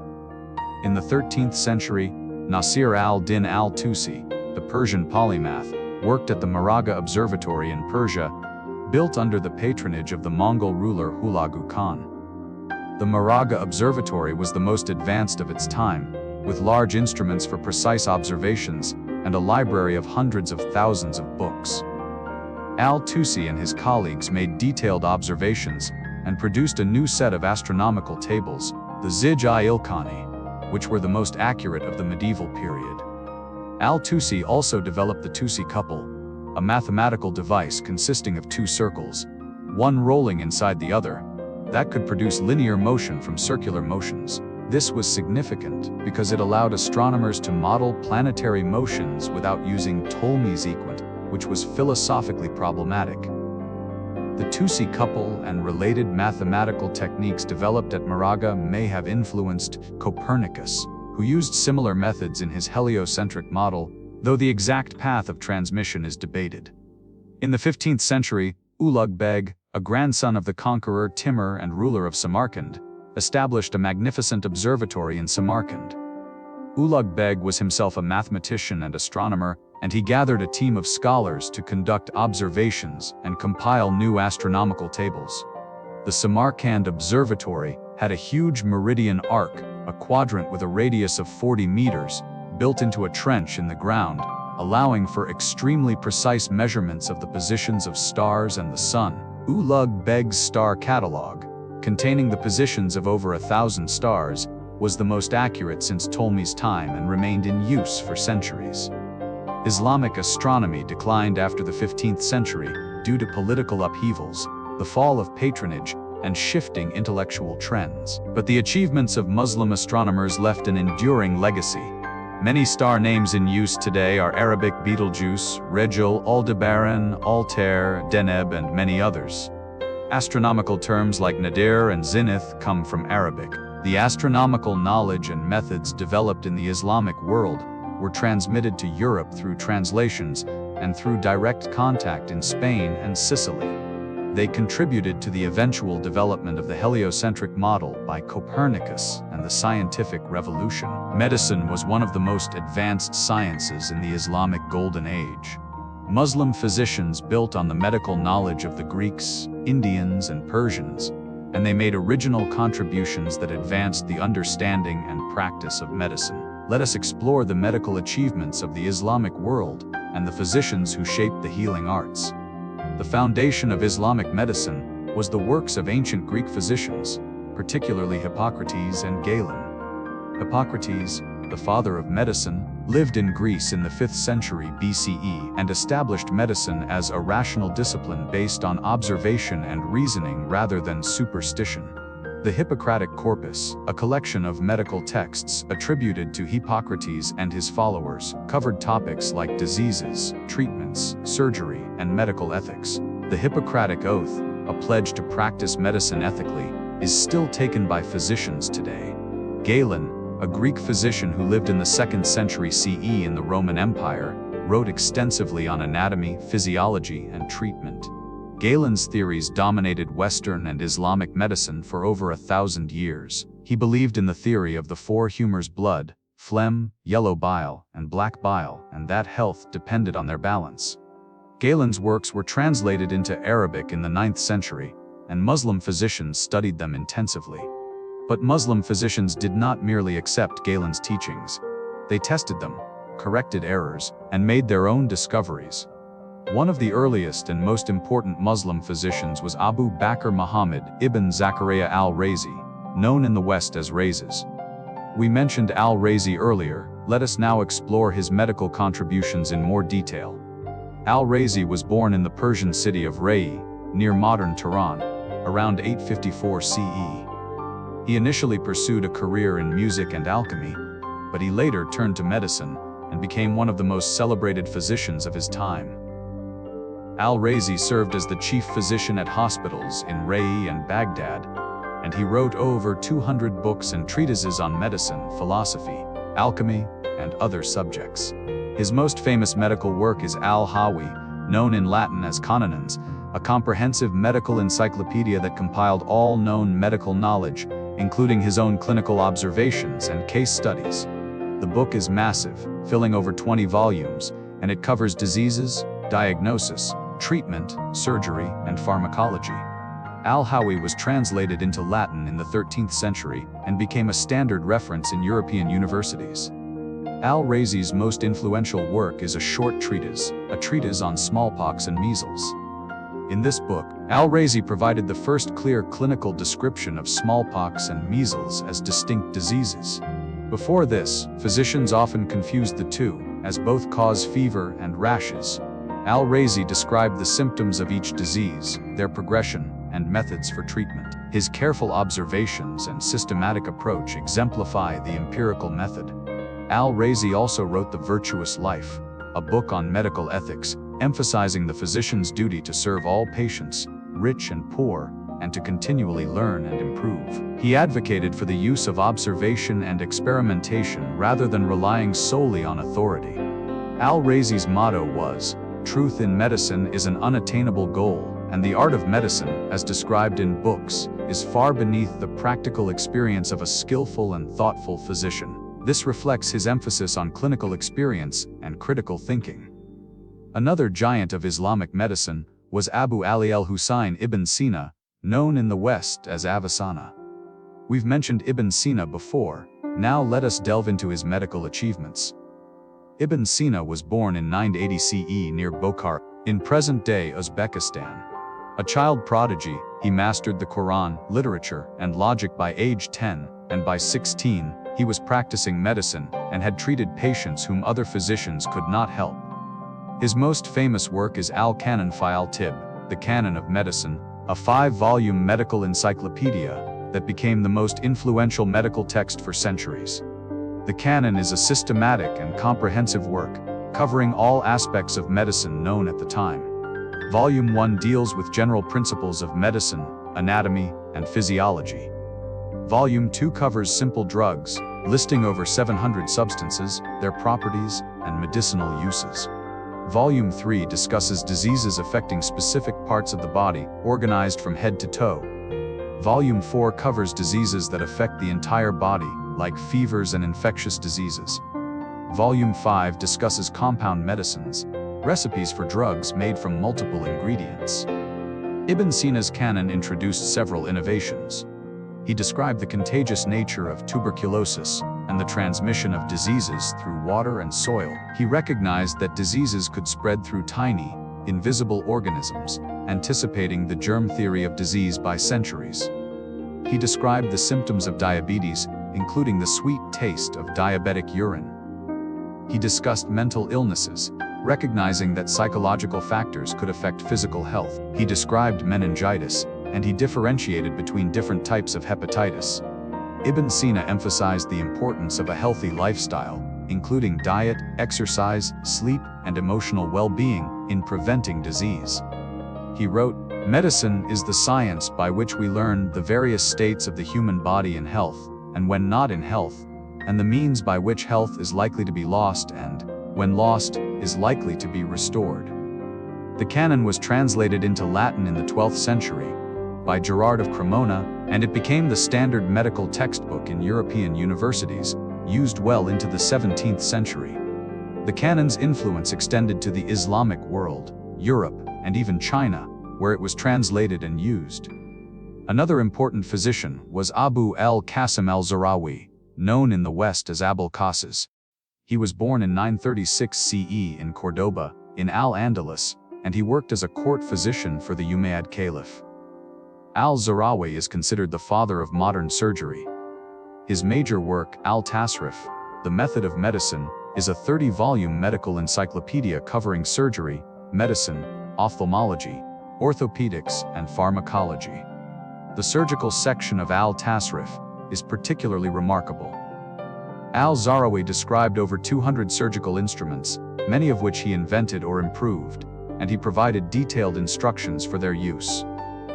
He described instruments for a wide range of surgical procedures: scalpels, scissors, forceps, bone saws, catheters, surgical needles, and even instruments for obstetrics and dentistry. He illustrated these instruments in his book, making it one of the first medical texts to extensively use illustrations. Al-Zahrawi described surgical procedures for conditions like cataracts, bladder stones, tonsillectomies, amputations, and cesarean sections. He emphasized the importance of anatomy knowledge for surgeons, and he stressed the need for careful training and practice. He invented techniques for cauterization using heat to stop bleeding and to destroy diseased tissue. He also invented surgical thread made from animal gut, which is absorbable and does not need to be removed after surgery, a technique still used today. Al-Zahrawi's Al-Tasrif was translated into Latin in the 12th century and became the leading surgical text in Europe for over 500 years. His instruments and techniques were used well into the modern period. Islamic medicine also made advances in ophthalmology, the study and treatment of eye diseases. The eye was of particular interest because of its importance for daily life, and because eye diseases like cataracts and trachoma were common in the Middle East. Hunayn ibn Ishaq, a 9th century Christian scholar who worked in Baghdad, wrote the Book of the 10 Treatises on the Eye, the first systematic textbook on ophthalmology. Hunayn described the anatomy of the eye in detail, identifying the cornea, iris, lens, and retina, and he described various eye diseases and their treatments. Ibn al-Haytham, the physicist and mathematician, also made contributions to ophthalmology, particularly in understanding the physiology of vision. Ammar ibn Ali al-Masili, a 10th century physician, invented a hollow needle for cataract surgery. He developed a technique for extracting cataracts by suction through the needle, which was less invasive and safer than earlier methods. This technique was an important advance in eye surgery. Hospitals, or bimaristans, were important institutions in the Islamic world. The first hospitals were established in the 8th century, and by the 10th century, major cities had well-equipped hospitals with wards for different diseases, outpatient clinics, pharmacies, libraries, and lecture halls. Hospitals were open to all, regardless of religion, gender, or social status, and treatment was free. They were funded by wealthy donors and by religious endowments called waqf. Physicians, surgeons, nurses, pharmacists, and support staff worked in these hospitals. Medical students received practical training by accompanying physicians on their rounds and observing treatments. One of the most famous hospitals was the Adudi Hospital in Baghdad, founded in the 10th century. It had 25 physicians, including specialists in different fields, and it was said to be the finest hospital in the world. Another famous hospital was the Nuri Hospital in Damascus, founded in the 12th century, which continued operating until the 20th century. Pharmacology, the science of drugs and their effects, was highly developed in the Islamic world. Muslim pharmacists, or Saydalani, prepared medicines from a vast array of substances, plants, minerals, and animal products. They developed techniques for extracting active ingredients, preparing pills, syrups, ointments, and other formulations. Sabr ibn Sahl, a 9th century physician, wrote the first known pharmacopoeia, dispensatory, which listed recipes for hundreds of medicines. Later pharmacists expanded on this work, and pharmacopoeias became standard references. The separation of pharmacy from medicine as a distinct profession occurred in the Islamic world. Pharmacies were licensed and regulated, and pharmacists were required to have training and to adhere to standards of purity and quality. Mental health was also a focus of Islamic medicine. Muslim physicians recognized that mental illnesses were medical conditions, not demonic possession or moral failings. Hospitals had wards for psychiatric patients, where they received humane treatment, including music therapy, baths, and counseling. Al-Razi wrote about mental illnesses, describing conditions like depression, anxiety, and obsessive-compulsive disorders. Ibn Sina discussed the connection between emotions and physical health, noting that psychological stress could cause physical symptoms. Philosophy flourished in the Islamic Golden Age, as Muslim, Christian, and Jewish scholars grappled with profound questions about existence, knowledge, God, and the nature of reality. Islamic philosophy, or falsafa, synthesized Greek philosophy, particularly Aristotle and Plato, with Islamic theology and created original systems of thought. Let us explore the philosophical achievements of the Islamic world. The translation movement of the 8th and 9th centuries brought the works of Greek philosophers into Arabic. Aristotle's works on logic, metaphysics, ethics, politics, and natural sciences were translated and studied intensively. Plato's works were also translated, though less completely. Neoplatonic works, particularly those of Plotinus, were translated and attributed to Aristotle, creating some confusion, but also enriching Islamic philosophy with Neoplatonic ideas. One of the earliest and most influential Islamic philosophers was Al-Kindi, known as the philosopher of the Arabs. Al-Kindi lived in the 9th century in Baghdad, and he worked under the patronage of the Abbasid caliphs. He was a polymath, writing on philosophy, mathematics, astronomy, medicine, music, and other subjects. Al-Kindi sought to harmonize Greek philosophy with Islamic theology. He argued that philosophy and religion were compatible, that both sought truth, and that reason and revelation could coexist. He used Aristotelian logic and concepts to address theological questions, such as the nature of God, the creation of the world, and the immortality of the soul. Al-Kindi defended the Islamic doctrine that the world was created in time by God, against the Greek view that the world was eternal. He argued that an infinite series of causes was impossible, so there must be a first cause, which is God. Al-Kindi's work laid the foundation for later Islamic philosophy, showing that rational inquiry could be applied to religious questions. Abu Nasr al-Farabi, known in the West as Alpharabius, was a 10th century philosopher from Central Asia. He is often called the second teacher, the first being Aristotle. Al-Farabi wrote extensive commentaries on Aristotle's works, making them more accessible and clarifying difficult points. He also wrote original works on political philosophy, metaphysics, and epistemology. Al-Farabi's political philosophy was influenced by Plato's Republic. He envisioned a virtuous city, a utopian society ruled by a philosopher king, a person who combined wisdom, virtue, and prophetic insight. Al-Farabi argued that the ideal ruler was the prophet, who received knowledge from God and guided the community toward happiness and virtue. This synthesis of Greek political philosophy with Islamic concepts of prophethood was innovative and influential. Al-Farabi also wrote on metaphysics, developing a hierarchical understanding of existence. At the top is God, the necessary being, who exists by necessity. All other beings are contingent, depending on God for their existence. From God emanates the first intellect, from which emanates the second intellect, and so on, down to the human soul and the material world. This emanationist cosmology, influenced by Neoplatonism, became a central theme in Islamic philosophy. Ibn Sina, Avicenna, whom we've already met as a physician, was also one of the greatest philosophers of the Islamic world.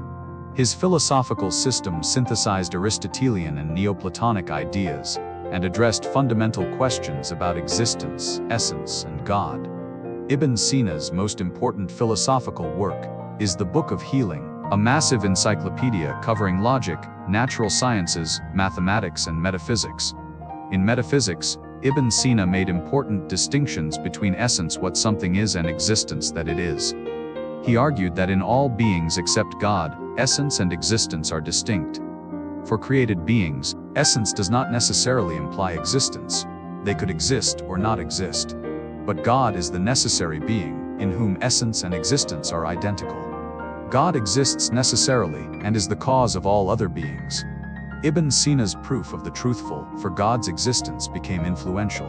He argued that contingent beings depend on something else for their existence, but this chain cannot go on infinitely, so there must be a necessary being that depends on nothing else, God.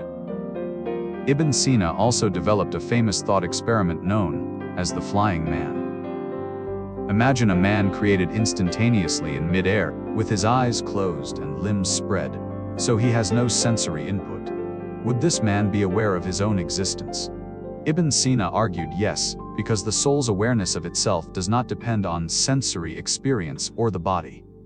This argument was intended to prove the immateriality and independence of the soul. Ibn Sina's philosophy was immensely influential in both the Islamic world and in Christian Europe. His works were translated into Latin, and they shaped the thought of medieval Christian philosophers like Thomas Aquinas and Duns Scotus.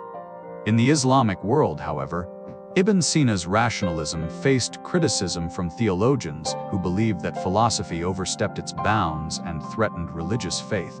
The most famous critic was Abu Hamid al-Ghazali, an 11th century theologian and mystic. Al-Ghazali was initially trained in philosophy and excelled in it, but he came to believe that philosophy led to errors and undermined faith. He wrote The Incoherence of the Philosophers, a devastating critique of the philosophical tradition represented by al-Farabi and Ibn Sina. Al-Ghazali argued that philosophers made errors in three key areas: the eternity of the world, God's knowledge of particulars, and the resurrection of the body.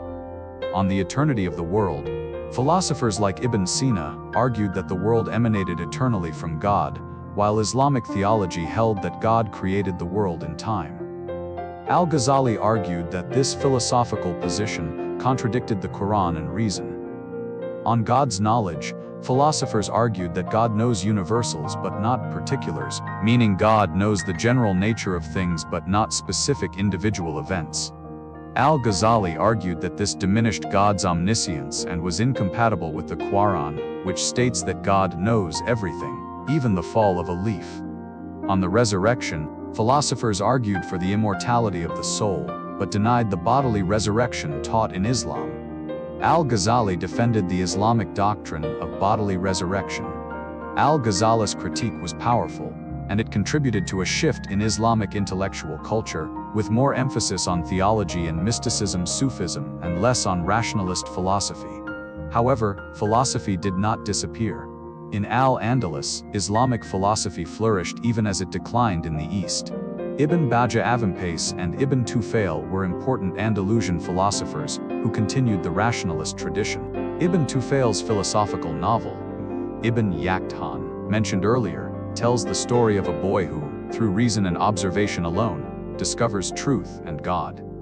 The novel is an argument for the power of human reason and the compatibility of philosophy and religion. But the greatest Andalusian philosopher was Ibn Rushd, known in the West as Averroes. Ibn Rushd was born in Cordoba in 1126 CE, into a family of prominent jurists. He served as a judge and as a physician, but his primary passion was philosophy. Ibn Rushd wrote extensive commentaries on Aristotle's works, earning him the title the Commentator. His commentaries clarified Aristotle's often difficult texts and defended Aristotelian philosophy against critics.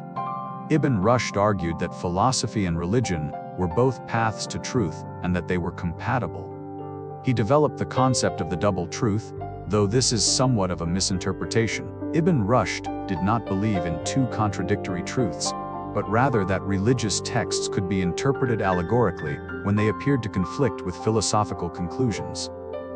He believed that the Quran encouraged rational inquiry and that its teachings, properly understood, were in harmony with philosophy. Ibn Rushd wrote The Incoherence of the Incoherence, a point-by-point refutation of al-Ghazali's critique of philosophy.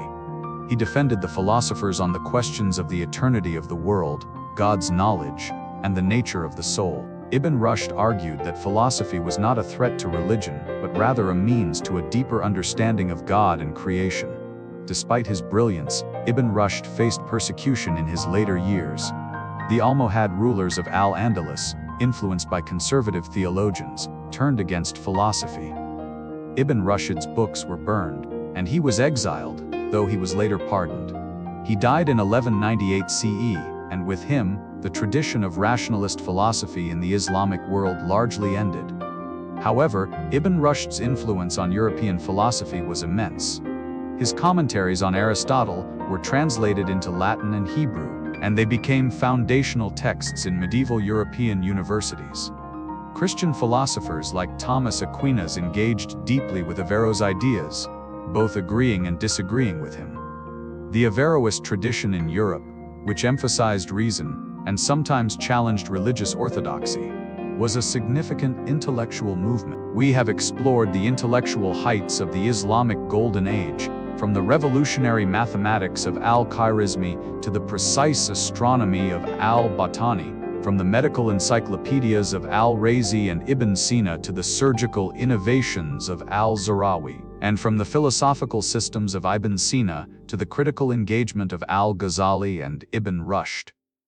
We have seen how Muslim scholars preserved, translated, and expanded the knowledge of ancient civilizations, and how they made original contributions that laid the foundations for modern science and philosophy. But the Islamic Golden Age was not only about science and philosophy. It was also a time of extraordinary cultural achievement in literature and poetry, in art and architecture, in music and the daily life of a vibrant civilization. In the next part of our journey, we will explore the cultural and artistic dimensions of the Islamic Golden Age. We will read the poetry that moved hearts and minds, admire the architecture that still inspires awe, and understand the social structures that held this vast civilization together. We will also begin to see the forces that would eventually bring the Golden Age to an end. But for now, rest. Let the knowledge settle, the equations and observations, the cures and philosophies. Breathe deeply, and drift toward sleep. We will continue soon. Arabic literature and poetry reached extraordinary heights during the Islamic Golden Age, producing works of beauty, wisdom, and emotion that continue to resonate today. Let us explore the literary achievements of this era, understanding how words were woven into art. Arabic poetry predates Islam, flourishing in the pre-Islamic period known as the Jahiliyyah, or Age of Ignorance. Bedouin poets composed odes called qasidas, long poems celebrating tribal virtues, love, warfare, and the harsh beauty of the desert. These poems were transmitted orally, memorized and recited at gatherings, and they were prized for their eloquence, imagery, and mastery of the Arabic language. 7 of the most famous pre-Islamic poems were said to have been written in gold and hung on the walls of the Kaaba in Mecca, earning them the name al-Malakat, the hanging poems. With the advent of Islam, Arabic became the sacred language of the Quran. The Quran itself is considered the pinnacle of Arabic literature, a miracle of eloquence and beauty. Its rhythmic prose, vivid imagery, and profound messages captivated the Arabs and convinced many of its divine origin. The Quran states that no human can produce its like, challenging poets and writers to try a challenge accepted but never, in Muslim belief, met. The Quran influenced all subsequent Arabic literature, setting standards for eloquence and introducing new themes of monotheism, morality, and the afterlife. In the early Islamic period, poetry continued to flourish, adapting to the new religious and political realities. Poets composed panegyrics praising the Prophet, the caliphs, and later rulers, as well as elegies mourning the martyrs and heroes of Islam. Hassan ibn Thabit, known as the poet of the Prophet, defended Muhammad with his verses, responding to the poets of the Quraysh who mocked the new faith. During the Umayyad period, poetry remained important, often serving political purposes. Poets like Al-Aqtal Jarir and Al-Farazdak engaged in poetic duels, competing to compose the most eloquent satires and praises. These contests were public events, drawing large crowds, and they demonstrated the power of words in Arab culture. But it was during the Abbasid era that Arabic literature truly flourished, diversified, and reached its zenith. The cosmopolitan atmosphere of Baghdad, the patronage of caliphs and wealthy elites, and the blending of Arab, Persian, Greek, and Indian influences created a fertile environment for literary innovation. One of the most enduring works of Arabic literature is 1001 Nights, also known as Arabian Nights. This collection of stories has its origins in Persian and Indian tales, but it was compiled, expanded, and popularized in Arabic during the Islamic Golden Age. The frame story is well-known. King Shahryar, betrayed by his wife, vows to marry a new woman each day and execute her the next morning. Scheherazade, a clever and brave woman, volunteers to marry the king and saves her life by telling him a story each night, always ending on a cliffhanger that compels him to spare her to hear the conclusion. Over 1001 Nights, Scheherazade tells stories within stories, weaving tales of adventure, romance, magic, and morality. The collection includes famous stories like Aladdin and the Magic Lamp, Ali Baba and the 40 Thieves, The 7 Voyages of Sinbad the Sailor, and many others. These stories reflect the multicultural world of the Islamic Golden Age, featuring characters from Baghdad, China, India, and distant lands. They explore themes of fate, justice, love, and the consequences of greed and hubris. 1001 Nights became immensely popular in the Islamic world and later in Europe, where translations in the 18th and 19th centuries introduced Western audiences to the enchantment of Arabic storytelling. The work influenced countless writers and inspired the Romantic fascination with the Orient. Another important literary figure was Al-Jahiz, a 9th century Arab writer and scholar. Al-Jahiz was born in Basra, Iraq, the grandson of a black African slave, and he rose to become one of the most celebrated intellectuals of his time.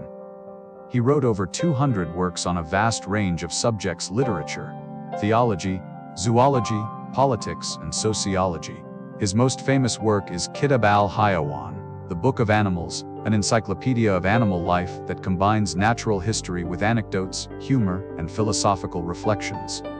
Al-Jahiz's writing style was engaging, witty, and accessible, and he used humor and satire to critique society and human nature.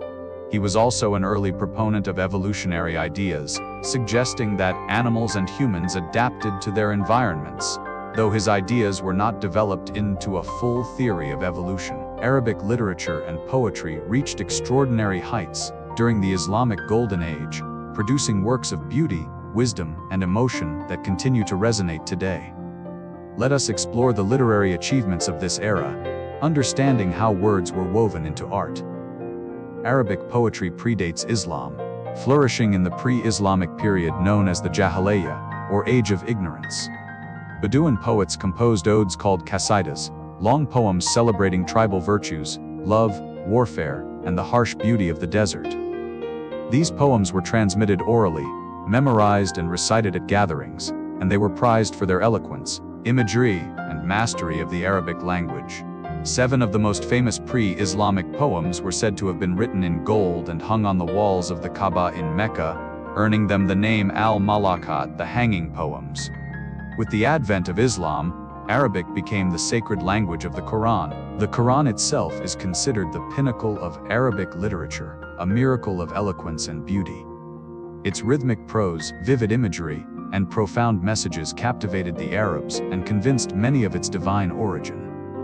The Quran states that no human can produce its like, challenging poets and writers to try a challenge accepted but never, in Muslim belief, met. The Quran influenced all subsequent Arabic literature, setting standards for eloquence and introducing new themes of monotheism, morality, and the afterlife. In the early Islamic period, poetry continued to flourish, adapting to the new religious and political realities. Poets composed panegyrics praising the prophet, the caliphs, and later rulers, as well as elegies mourning the martyrs and heroes of Islam. Hassan ibn Thabit, known as the poet of the prophet, defended Muhammad with his verses, responding to the poets of the Quraysh who mocked the new faith. During the Umayyad period, poetry remained important, often serving political purposes. Poets like Al-Aqtal Jarir and Al-Farazdak engaged in poetic duels, competing to compose the most eloquent satires and praises. These contests were public events, drawing large crowds, and they demonstrated the power of words in Arab culture. But it was during the Abbasid era that Arabic literature truly flourished, diversified, and reached its zenith. The cosmopolitan atmosphere of Baghdad, the patronage of caliphs and wealthy elites, and the blending of Arab, Persian, Greek, and Indian influences created a fertile environment for literary innovation. One of the most enduring works of Arabic literature is 1001 Nights, also known as Arabian Nights. This collection of stories has its origins in Persian and Indian tales, but it was compiled, expanded, and popularized in Arabic during the Islamic Golden Age. The frame story is well-known. King Shahryar, betrayed by his wife, vows to marry a new woman each day and execute her the next morning. Scheherazade, a clever and brave woman, volunteers to marry the king and saves her life by telling him a story each night, always ending on a cliffhanger that compels him to spare her to hear the conclusion. Over 1001 Nights, Scheherazade tells stories within stories, weaving tales of adventure, romance, magic, and morality. The collection includes famous stories like Aladdin and the Magic Lamp, Ali Baba and the 40 Thieves, The 7 Voyages of Sinbad the Sailor, and many others. These stories reflect the multicultural world of the Islamic Golden Age, featuring characters from Baghdad, China, India, and distant lands. They explore themes of fate, justice, love, and the consequences of greed and hubris. 1001 Nights became immensely popular in the Islamic world and later in Europe, where translations in the 18th and 19th centuries introduced Western audiences to the enchantment of Arabic storytelling. The work influenced countless writers and inspired the romantic fascination with the Orient. Another important literary figure was Al-Jahiz, a 9th-century Arab writer and scholar. Al-Jahiz was born in Basra, Iraq, the grandson of a black African slave, and he rose to become one of the most celebrated intellectuals of his time. He wrote over 200 works on a vast range of subjects: literature, theology, zoology, politics, and sociology. His most famous work is Kitab al-Hayawan, the Book of Animals, an encyclopedia of animal life that combines natural history with anecdotes, humor, and philosophical reflections. Al-Jahiz's writing style was engaging, witty, and accessible, and he used humor and satire to critique society and human nature. He was also an early proponent of evolutionary ideas, suggesting that animals and humans adapted to their environments, though his ideas were not developed into a full theory of evolution. The Shahnameh is one of the longest epic poems ever written, comprising about 60,000 couplets. It preserves pre-Islamic Persian culture and identity, and it is a central work of Persian literature, still beloved in Iran today. Ferdowsi wrote, "I have reached the end of this great history. For 30 years, I have endured much pain and toil to revive the Persians with this Persian book." Omar Khayyam, the mathematician and astronomer, was also a poet. His Rubaiyat, a collection of quatrains, explores themes of love, mortality, the transience of life, and the pursuit of pleasure. The Rubaiyat became famous in the West through the English translation by Edward Fitzgerald in the 19th century, though Fitzgerald's version is quite free and adds a melancholic, skeptical tone that may not fully reflect Khayyam's original intent. Lines like "a jug of wine, a loaf of bread, and thou beside me in the wilderness" capture the hedonistic and carpe diem themes of the Rubaiyat. Rumi, a 13th century Persian poet and Sufi mystic, is one of the most beloved poets in the world today. His poetry, written mostly in Persian, explores themes of divine love, the soul's journey toward God, and mystical union. Rumi's works include the Masnavi, a 6-volume spiritual epic, and the Divan-e-Shams-e Tabrizi, a collection of lyric poems dedicated to his spiritual companion Shams. Rumi's poetry transcends religious and cultural boundaries, and it continues to inspire millions around the world. Islamic art and architecture are among the most distinctive and beautiful artistic traditions in human history. Characterized by intricate geometric patterns, flowing calligraphy, vibrant colors, and a spiritual aesthetic, Islamic art reflects the values and creativity of Islamic civilization. Let us explore the artistic achievements of the Islamic Golden Age. Islamic art is diverse, shaped by the vast geography and cultural diversity of the Islamic world. From Spain to India, from North Africa to Central Asia, Islamic art incorporated local traditions and materials while maintaining certain unifying features. One of the defining characteristics of Islamic art is anachronism, the avoidance of depicting human and animal figures, especially in religious contexts. This stems from concerns about idolatry. Islam prohibits the worship of images, and there was a desire to avoid anything that might lead to the veneration of created beings rather than the creator. However, anachronism was never absolute. Figural art appears in Islamic secular contexts, such as miniature paintings, palace frescoes, and illustrated manuscripts, especially in Persian and Mughal traditions. But in mosques and religious art, figural representation is generally avoided. Instead, Islamic art developed other forms of decoration: calligraphy, geometric patterns, and arabesques. Calligraphy, the art of beautiful writing, became the most important art form in the Islamic world. Since the Quran is the word of God, writing and copying it was seen as an act of devotion. Calligraphers developed numerous scripts, each with its own aesthetic. Kufic script, one of the earliest, is angular and bold, often used for monumental inscriptions and early Qurans. Naskh script is rounded and clear, becoming the standard for everyday writing and later Quranic manuscripts.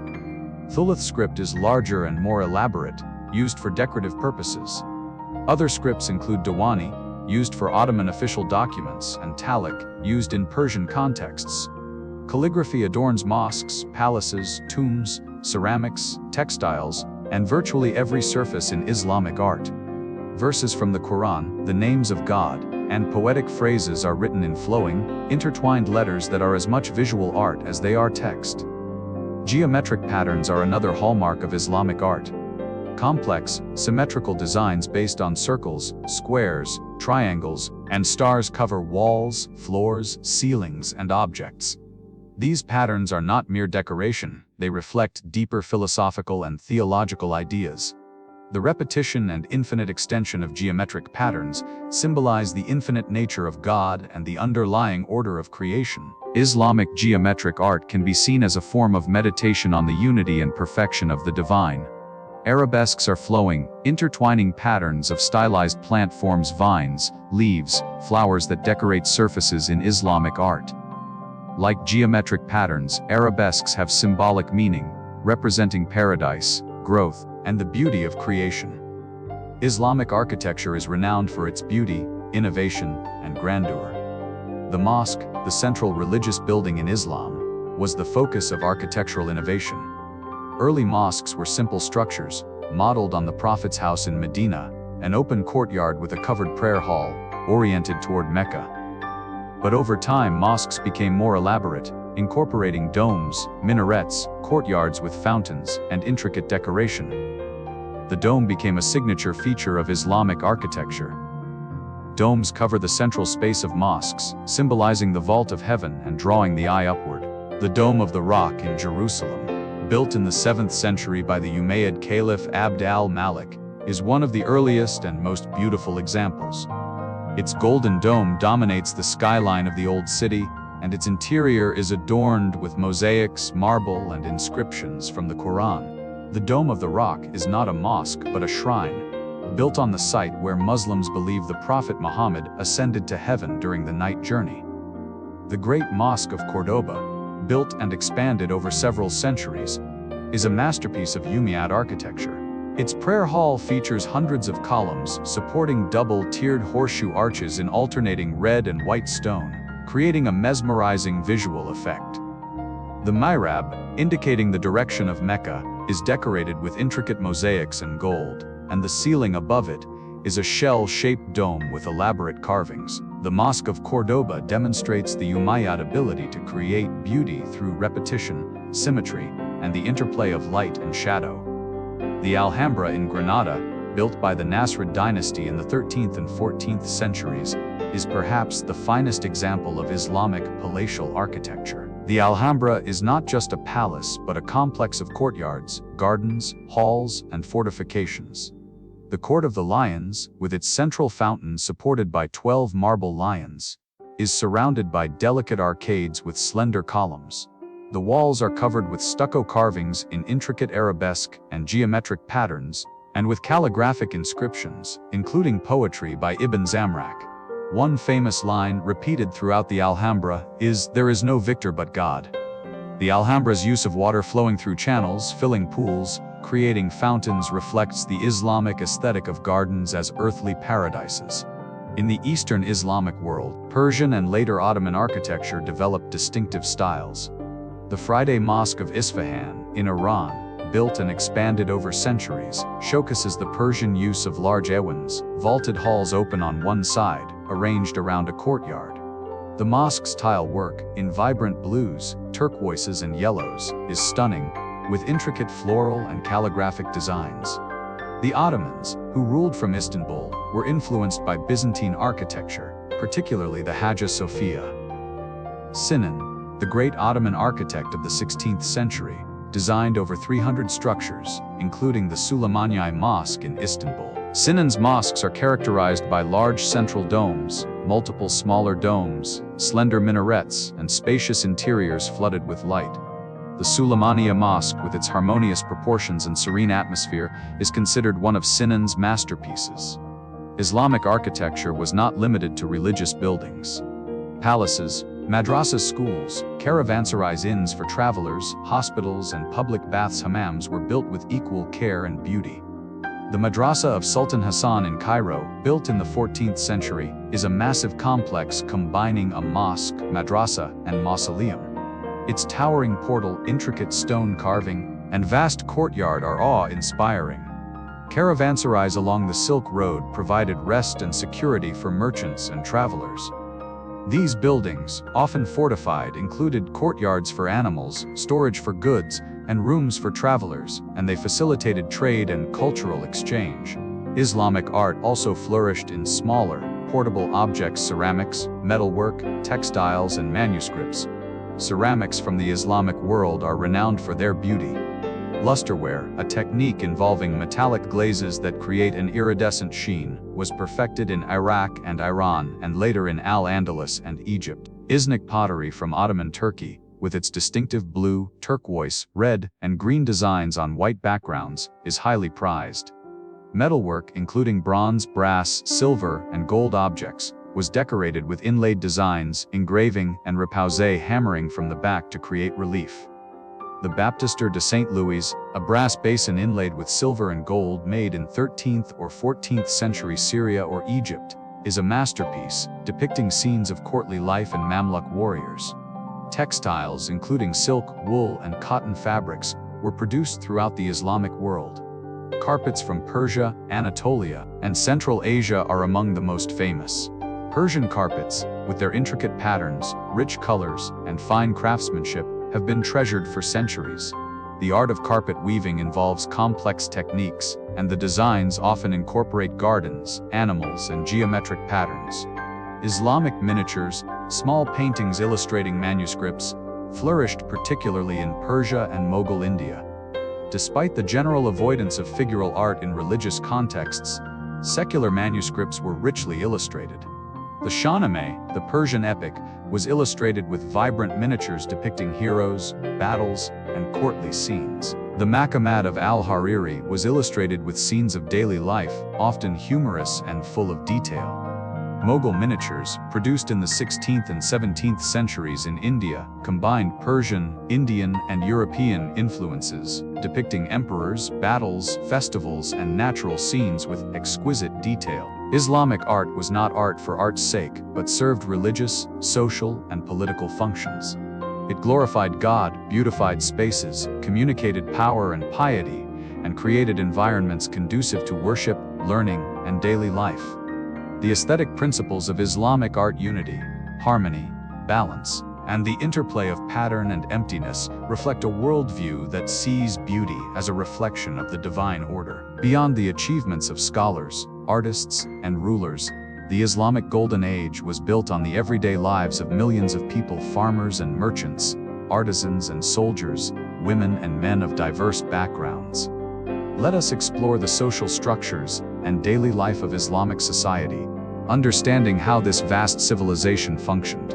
Islamic society during the Golden Age was diverse and multicultural. Muslims, Christians, Jews, Zoroastrians, and others lived within the Islamic Empire, each community with its own religious practices and legal traditions. The legal status of non-Muslims varied, but in general, Christians and Jews, known as people of the book, were granted dhimmi status. Dhimmis were protected subjects who paid a special tax, the jizya, in exchange for protection and exemption from military service. They were allowed to practice their religions, manage their own communities, and govern themselves according to their own laws in personal matters like marriage and inheritance. However, dhimmis faced certain restrictions. They could not hold high political or military positions, they had to distinguish themselves in dress, and they could not build new places of worship without permission. In practice, these rules were applied inconsistently, and many dhimmis prospered, served in government, and contributed to Islamic culture. Slavery existed in the Islamic world, as it did in virtually all pre-modern societies. Slaves were acquired through warfare, trade, or birth to enslaved parents. However, Islamic law provided certain protections for slaves, encouraging manumission, freeing slaves as a virtuous act. Many slaves, particularly those in military or administrative roles, could rise to positions of power. The Mamluks, originally enslaved soldiers, eventually formed dynasties and ruled Egypt and Syria for centuries. Social hierarchy in Islamic society was complex. At the top were the ruling elites: caliphs, sultans, emirs, and their families. Below them were the military and administrative classes, including viziers, chief ministers, governors, and military commanders. The ulama, the religious scholars and jurists, formed a separate but influential class. They interpreted Islamic law, served as judges, and provided religious education. The ulama were respected and wielded significant social and moral authority, though they were usually not independently wealthy and depended on patronage or stipends. Merchants and traders formed an important middle class. The Islamic world was a hub of trade connecting Asia, Africa, and Europe. Muslim merchants traded in spices, textiles, precious stones, metals, slaves, and countless other goods. Cities like Baghdad, Cairo, Damascus, Samarkand, and Cordoba had bustling markets, or souks, where merchants sold their wares. The souk was not just a place of commerce but a social hub where news was exchanged, deals were made, and cultures mingled. Guilds organized craftsmen, weavers, dyers, metalworkers, potters, and others, ensuring quality, training apprentices, and regulating prices. The vast majority of people were farmers, living in villages and working the land. Agriculture was the backbone of the economy, and advances in irrigation, crop rotation, and the introduction of new crops increased productivity. The Islamic agricultural revolution, as some historians call it, involved the spread of crops like rice, sugarcane, cotton, citrus fruits, and various vegetables across the Islamic world. New irrigation techniques, including qanats, underground channels, water wheels, and canals, made agriculture possible in arid regions. Women in Islamic society had varied roles depending on their class, region, and time period. Islamic law granted women certain rights: the right to own property, inherit, and engage in business. Women could not be forced into marriage, and they had the right to divorce under certain conditions. However, women's public roles were generally more limited than men's. Elite women lived in relative seclusion, in the harem, the private quarters of the household. The practice of veiling and seclusion varied. It was more common among the urban elite, and less so among rural and lower-class women, who often worked alongside men. Some women achieved prominence. Khadija, the Prophet's first wife, was a successful merchant. Aisha, another of the Prophet's wives, was a scholar and transmitted many hadith sayings and actions of the Prophet. She even led an army in the Battle of the Camel, though this was controversial. In later centuries, some women were poets, scholars, and even rulers, though they were exceptional. Education was highly valued in Islamic society. Boys from wealthy families received formal education, studying the Quran, Arabic grammar, literature, mathematics, and other subjects. The Kutab, an elementary school attached to mosques, provided basic religious education to boys and sometimes girls. Madrasas, institutions of higher learning, emerged in the 10th and 11th centuries.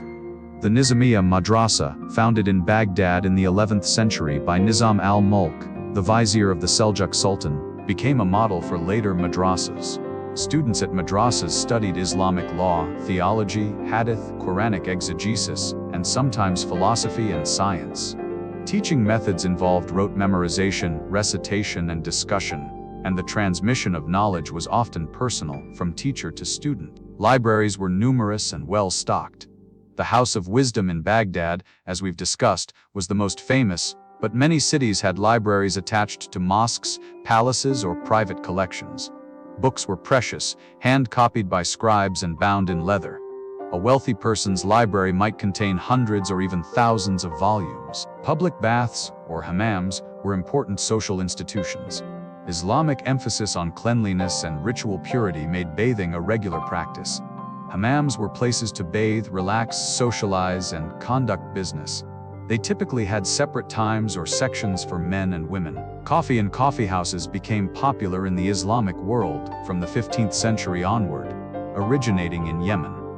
Coffeehouses were places where men gathered to drink coffee, smoke tobacco introduced later, play games, listen to music or storytelling, and discuss news and ideas.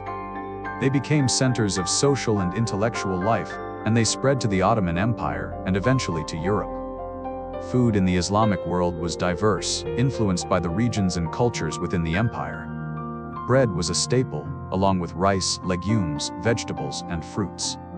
Meat, particularly lamb and chicken, was consumed, though it was more common among the wealthy. Islamic dietary laws prohibit pork and alcohol, though the latter was sometimes consumed despite the prohibition, as we see in the poetry of Abu Nuwas. Spices introduced from India and Southeast Asia were highly valued and used extensively in cooking. Dishes like pilaf, kebabs, stews, and sweets like baklava and hava were popular. The Islamic world contributed many ingredients and dishes to global cuisine, and the culinary traditions of the Middle East, North Africa, and South Asia owe much to this heritage. Family was the basic unit of society. Extended families often lived together or in close proximity, and family ties were strong. Respect for elders, care for children, and loyalty to kin were deeply ingrained values. Marriages were often arranged by families, though the consent of both parties was required by Islamic law. Polygamy, the practice of a man having up to 4 wives, was allowed by Islamic law, but it was not common except among the wealthy, as the Quran stipulates that a man must treat all wives equitably, which is difficult. Divorce was permitted, though it was discouraged and subject to legal procedures. Festivals and celebrations punctuated the year. Eid al-Fitr, marking the end of Ramadan, the month of fasting, was a joyous occasion with feasting, gift-giving, and communal prayers. Eid al-Adha, the festival of sacrifice, commemorated Abraham's willingness to sacrifice his son and involved the sacrifice of an animal and distribution of meat to family, friends, and the poor. Mawlid, the celebration of the Prophet's birthday, became popular in later centuries, though it was not universally observed. Music, poetry, and storytelling were important forms of entertainment. Musical instruments like the oud lute, kanun zither, ney flute, and drums were played, and musical theory was developed, with scholars writing treatises on modes, rhythms, and the effects of music on the soul. Despite the importance of community and religion, there was also space for individuality, debate, and diversity of thought. The Islamic world was not monolithic. It was a tapestry of languages, ethnicities, and traditions, held together by a common faith and a shared civilization. We have explored the cultural and social dimensions of the Islamic Golden Age, from the poetry that moved hearts to the architecture that still stands as a testament to beauty and faith. We have seen the daily lives of people, the markets and madrasas, the hammams and coffeehouses, the families and communities that formed the fabric of this civilization. But every golden age must end. In the final part of our journey, we will explore the forces that led to the decline of the Islamic Golden Age. We will witness invasions and internal strife, the coming of the Mongols and the Crusades, and the gradual fragmentation of the Islamic world. We will also reflect on the legacy of the Islamic Golden Age, understanding how its achievements continue to shape our world. But for now, rest. Let the images settle, the calligraphy flowing across pages, the fountains in courtyards, the scholars in libraries, the merchants in bustling souks. Breathe deeply and drift towards sleep. The final chapter awaits. No golden age lasts forever, and the Islamic Golden Age was no exception. From the 11th century onward, the Islamic world faced a series of challenges: internal fragmentation, external invasions, intellectual stagnation, and shifting economic patterns. Let us explore the forces that brought about the decline of this remarkable era. The political unity of the early Islamic Empire had already begun to fragment by the 9th century. The Abbasid caliphs, once powerful rulers of a vast empire, gradually lost control over distant provinces. Local dynasties asserted their independence, ruling in their own names while nominally recognizing the Abbasid caliph as the spiritual leader of the Islamic community. In the 10th century, the Buyids, a Shia dynasty from Persia, seized control of Baghdad itself. They reduced the Abbasid caliph to a figurehead, controlling the government and military, while allowing the caliph to retain religious authority. Other regions broke away entirely. The Fatimids established a rival Shia caliphate in North Africa and Egypt, claiming to be the rightful leaders of the Muslim community.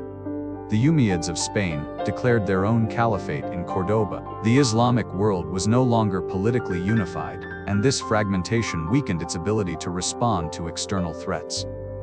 The Crusades, a series of military campaigns launched by Christian Europe to reclaim the Holy Land, began in 1095 CE. Pope Urban II called for a crusade to liberate Jerusalem from Muslim control, and thousands of European knights and soldiers responded. The First Crusade succeeded in capturing Jerusalem in 1099 CE, establishing Crusader states in the Levant. The fall of Jerusalem was a shock to the Islamic world. The city was sacred to Muslims, the site of the Prophet's night journey and home to the Al-Aqsa Mosque and the Dome of the Rock. The Crusaders massacred much of the Muslim and Jewish population of Jerusalem, an atrocity that left deep scars. For nearly 2 centuries, the Crusades continued, with periods of intense conflict and periods of uneasy coexistence. Muslim leaders like Saladin, the Kurdish general who founded the Ayyubid dynasty, eventually recaptured Jerusalem in 1187 CE. Saladin's reconquest was marked by relative mercy. He allowed Christians to leave the city safely, in contrast to the Crusaders' earlier massacre. Saladin became a legendary figure, admired even by his enemies for his chivalry and leadership. But the Crusades drained resources, disrupted trade, and fostered animosity between the Islamic world and Christian Europe. They also led to the militarization of Islamic societies, with more emphasis on jihad and defense. An even greater catastrophe came from the east: the Mongol invasions. In the early 13th century, Genghis Khan united the Mongol tribes and launched a series of conquests that would create the largest contiguous empire in history. The Mongols were fearsome warriors, skilled horsemen and archers, and they employed terror as a weapon, massacring populations that resisted. Under Genghis Khan and his successors, the Mongols swept across Central Asia, conquering cities and empires. In 1219 CE, the Mongols attacked the Khwarezmian Empire, a Muslim state in Central Asia. The Shah of Khwarezm had foolishly executed Mongol envoys, giving Genghis Khan a pretext for invasion. The Mongols devastated the region, destroying cities like Bokhara and Samarkand, centers of learning and culture. Libraries were burned, scholars killed, and irrigation systems destroyed, turning fertile lands into deserts. The Mongols continued westward, and in 1258 CE, Hulagu Khan, a grandson of Genghis Khan, led an army to Baghdad.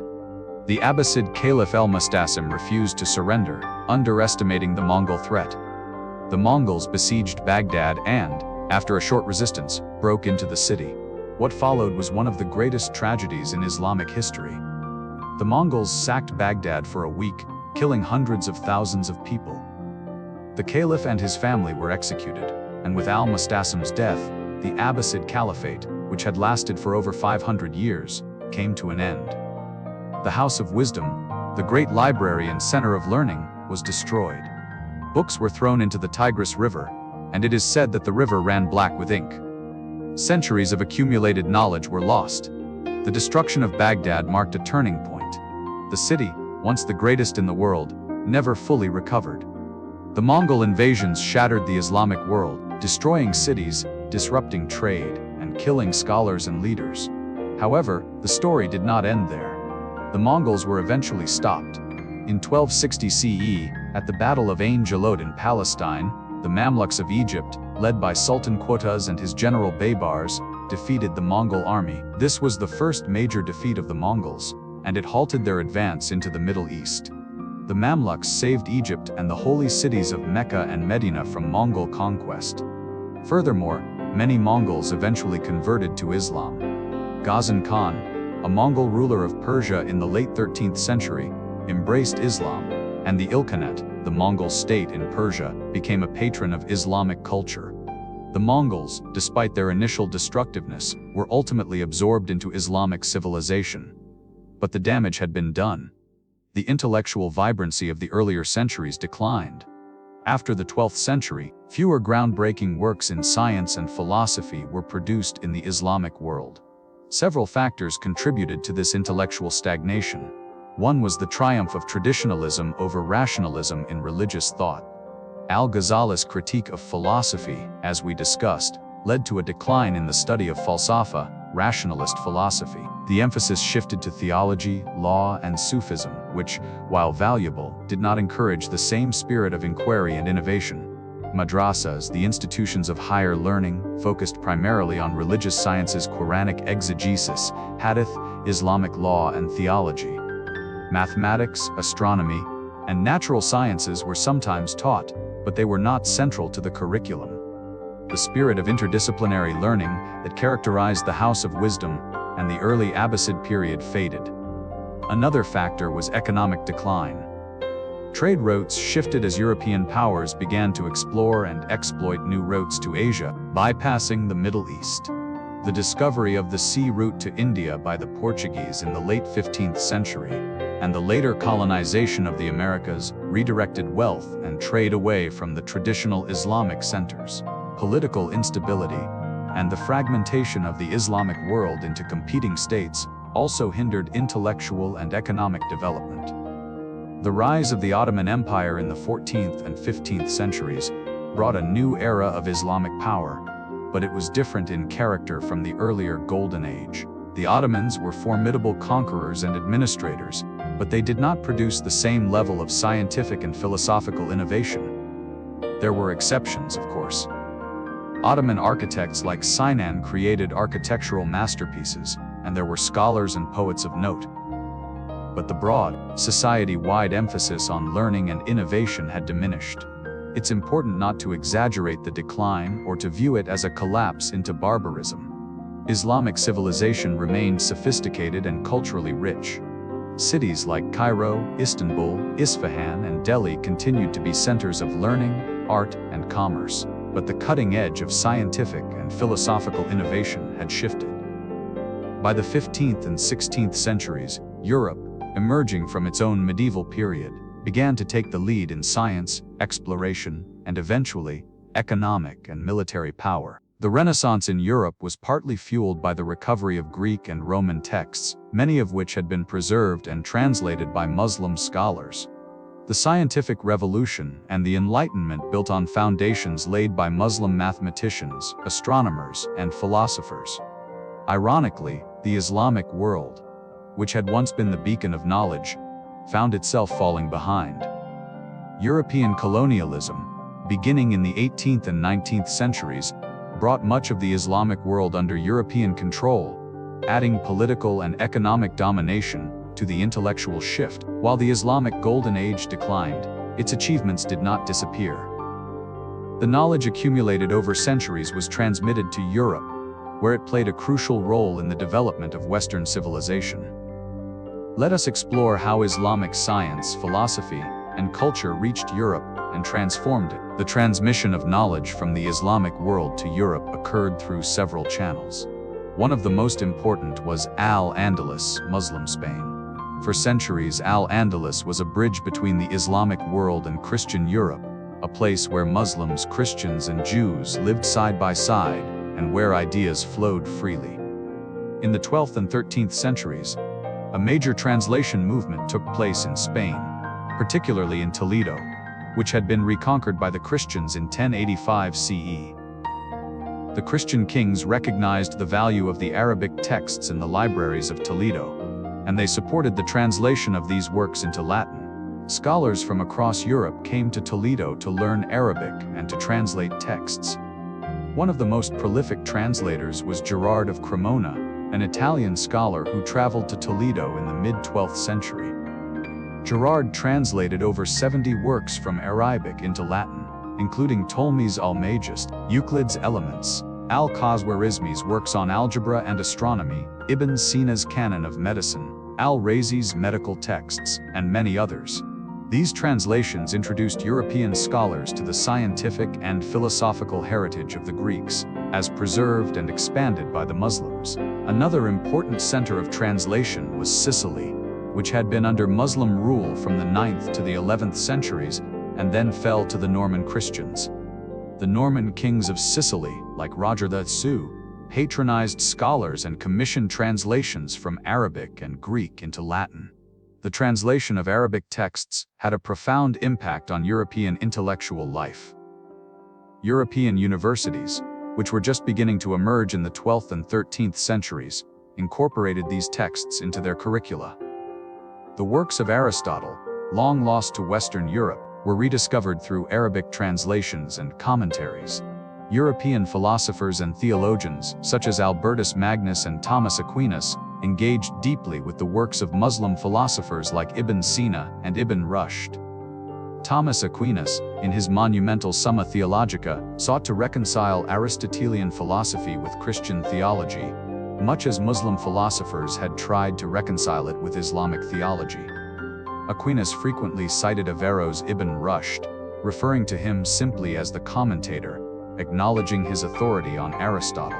The influence of Islamic science on Europe was equally profound. Al-Khwarizmi's works on algebra and arithmetic introduced European mathematicians to algebraic techniques and Hindu-Arabic numerals, which gradually replaced Roman numerals. Leonardo Fibonacci, an Italian mathematician, learned Arabic mathematics in North Africa and introduced these concepts to Europe in his book Liber Abbasid in 1202.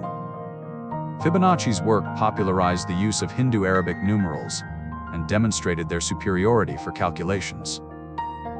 Islamic astronomy influenced European astronomers. The astronomical tables compiled by Muslim astronomers were translated and used in Europe for navigation, calendar reform, and the calculation of Easter.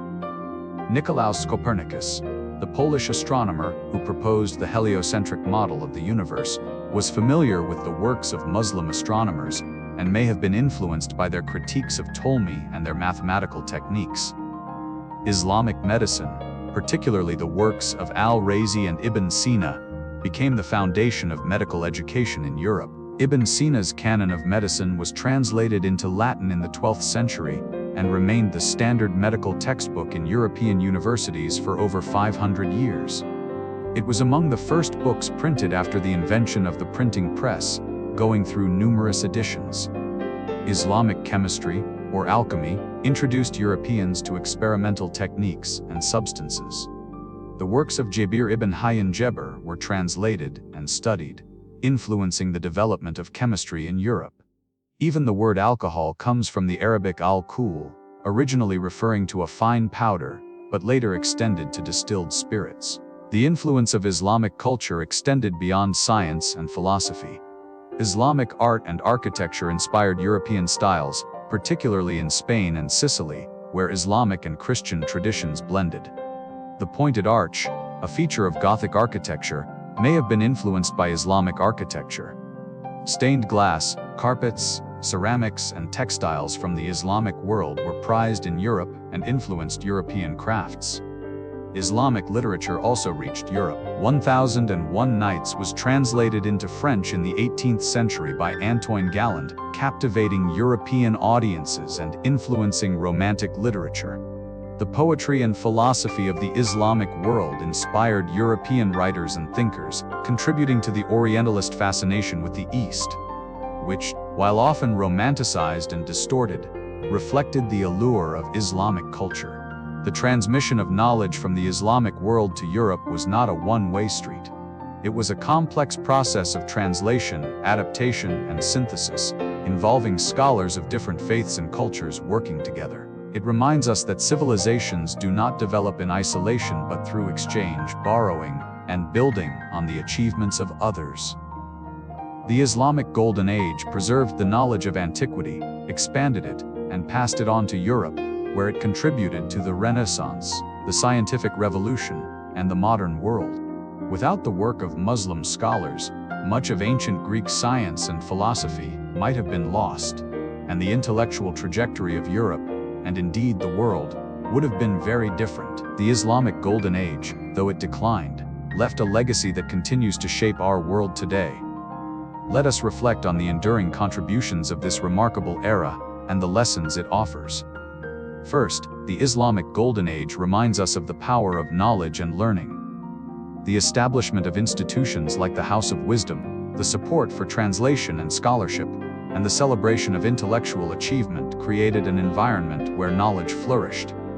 The Islamic world showed that investing in education, supporting scholars, and valuing learning can lead to extraordinary advances in science, philosophy, and culture. Second, the Islamic Golden Age demonstrates the importance of cultural exchange and openness to diverse ideas.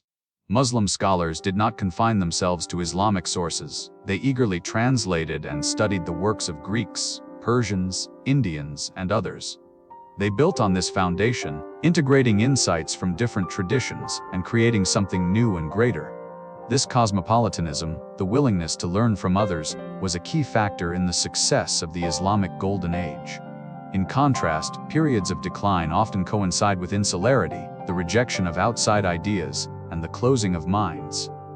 Third, the achievements of the Islamic Golden Age in mathematics, astronomy, medicine, and philosophy laid the groundwork for modern science. The scientific method, with its emphasis on observation, experimentation, and critical thinking, was practiced by scholars like Ibn al-Haytham, al-Razi, and others. They questioned authority, tested hypotheses, and sought empirical evidence principles that are fundamental to science today. The mathematical and astronomical work of Muslim scholars enabled later developments in navigation, commerce, and the exploration of the world. The medical knowledge compiled by al-Razi, Ibn Sina, and al-Zahrawi saved countless lives and advanced the healing arts. Fourth, the Islamic Golden Age produced a rich cultural heritage in literature, poetry, art, and architecture that continues to inspire and delight. The poetry of Rumi, the stories of the Arabian Nights, the beauty of the Alhambra and the Dome of the Rock, the intricate patterns of Islamic art, all of these are part of our shared human heritage. They remind us that human beings are not just rational but also emotional and aesthetic, that beauty and meaning are essential to a fulfilled life. Fifth, the Islamic Golden Age was characterized by a degree of religious and cultural tolerance that was remarkable for its time.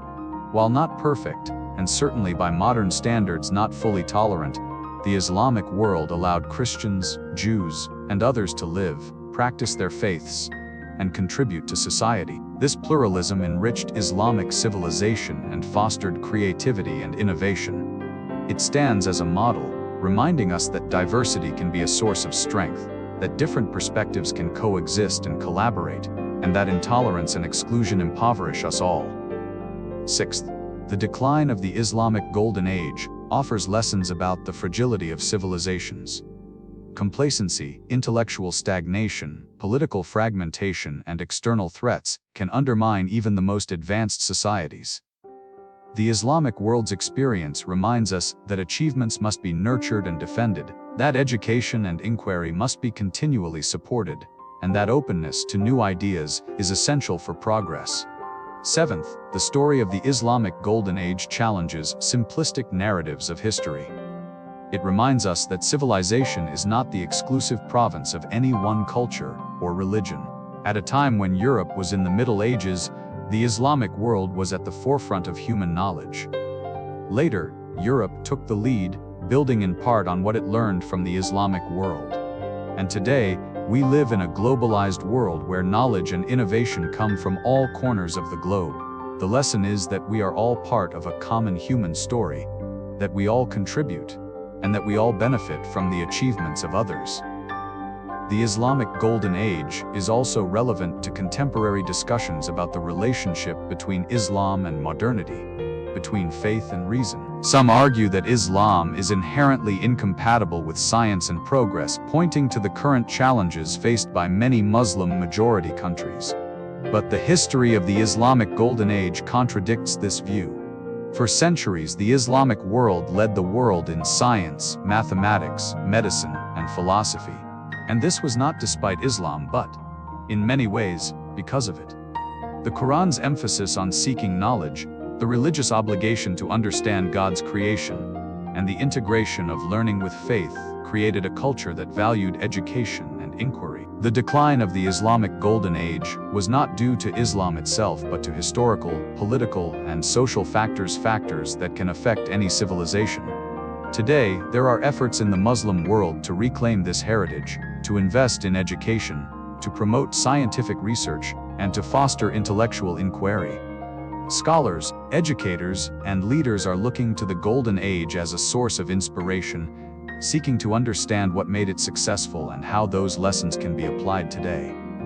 At the same time, the legacy of the Islamic Golden Age is global.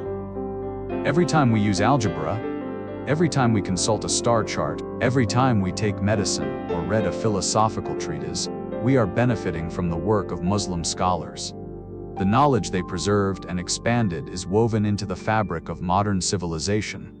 In a world often divided by religion, culture, and politics, the Islamic Golden Age is a reminder of what humanity can achieve when it comes together, when it values knowledge over ignorance, openness over insularity, and cooperation over conflict. As we come to the end of our journey through the Islamic Golden Age, let us pause and reflect on the lessons this era offers. First, the importance of education and the pursuit of knowledge. The Islamic Golden Age was built on a foundation of learning. Caliphs and wealthy patrons funded libraries, schools, and observatories. Scholars were respected and rewarded. Knowledge was seen not as a threat but as a treasure, something to be sought, shared, and expanded. In our own time, when education is sometimes undervalued and scholars are sometimes dismissed, the Islamic Golden Age reminds us of what we lose when we neglect learning. Second, the value of cultural exchange and openness. The Islamic world in its Golden Age was cosmopolitan, drawing on Greek, Persian, Indian, and other traditions. Scholars of different faiths and backgrounds worked together. This openness enriched Islamic civilization and accelerated its progress. In our globalized world, the lesson is clear: we benefit from diversity, from exposure to different ideas and perspectives. Insularity and xenophobia impoverish us, openness and exchange enrich us. Third, the harmony between faith and reason. For much of the Islamic Golden Age, Muslim scholars saw no contradiction between religious faith and rational inquiry. They believed that studying the natural world was a way to understand God's creation, that reason was a gift from God to be used. This integration of faith and reason allowed for extraordinary achievements. In our time, when science and religion are sometimes seen as opposed, the Islamic Golden Age offers a different model, one where faith inspires inquiry and reason deepens faith. Fourth, the role of individuals in shaping history. The Islamic Golden Age was made by people, the vision of caliphs like Al-Ma'mun, the genius of scholars like Al-Khwarizmi and Ibn Sina, the dedication of translators, the craftsmanship of artisans, the courage of travelers and explorers. Each person, through their work, contributed to something greater. The lesson is that we, too, have agency, that our actions matter, that we can contribute to the progress of civilization. Fifth, the impermanence of power and the endurance of knowledge. The Abbasid Caliphate, once the most powerful state in the world, fell. Baghdad was sacked, empires rose and fell. But the knowledge created during the Islamic Golden Age endured.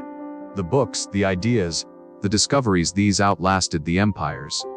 This reminds us that while political power is fleeting, intellectual and cultural achievements can be timeless. Investing in knowledge and culture is investing in something that lasts. Sixth, the interconnectedness of civilizations. The Islamic Golden Age was not isolated. It drew on earlier civilizations and contributed to later ones. It was a link in the chain of human progress. This interconnectedness is even more apparent today, in our globalized world. The challenges we face, climate change, pandemics, technological disruption, are global, and they require cooperation across cultures and nations. The Islamic Golden Age, with its synthesis of diverse traditions, offers a model for how we might work together. Seventh, the danger of intellectual complacency and stagnation. The decline of the Islamic Golden Age was partly due to a turn away from rationalism, a closing of minds, a preference for tradition over innovation. This is a warning for any civilization. Progress is not inevitable. It requires continual effort, openness to new ideas, and a willingness to question and explore. When we become complacent, when we cling to the past and fear the future, we stagnate. Finally, the enduring relevance of the humanistic ideals embodied in the best of the Islamic Golden Age, the pursuit of truth, the love of beauty, the compassion for others, the quest for justice, and the recognition of our common humanity. These ideals transcend any particular culture or religion. They are universal, and they are what make us truly human. And so, our journey through the Islamic Golden Age comes to an end. We have traveled from the deserts of Arabia to the palaces of Baghdad, from the libraries of Cordoba to the observatories of Samarkand. We have met prophets and caliphs, scholars and poets, merchants and artisans, warriors and mystics. We have witnessed the birth of Islam and the rapid expansion of the Islamic Empire. We have walked through the House of Wisdom and marveled at the mathematical innovations, the astronomical discoveries, the medical advances, and the philosophical debates. We have admired the beauty of Islamic art and architecture, the elegance of calligraphy, the complexity of geometric patterns, the grandeur of mosques and palaces. We have explored the daily lives of people, the societies they built, the cultures they nurtured. We have witnessed the challenges and decline, the invasions and internal conflicts that brought the Golden Age to an end. And we have seen how the knowledge and achievements of the Islamic Golden Age were transmitted to Europe and beyond, shaping the course of world history. The Islamic Golden Age was a time when the Muslim world was a beacon of light, a time when knowledge was treasured, learning was celebrated, and culture flourished.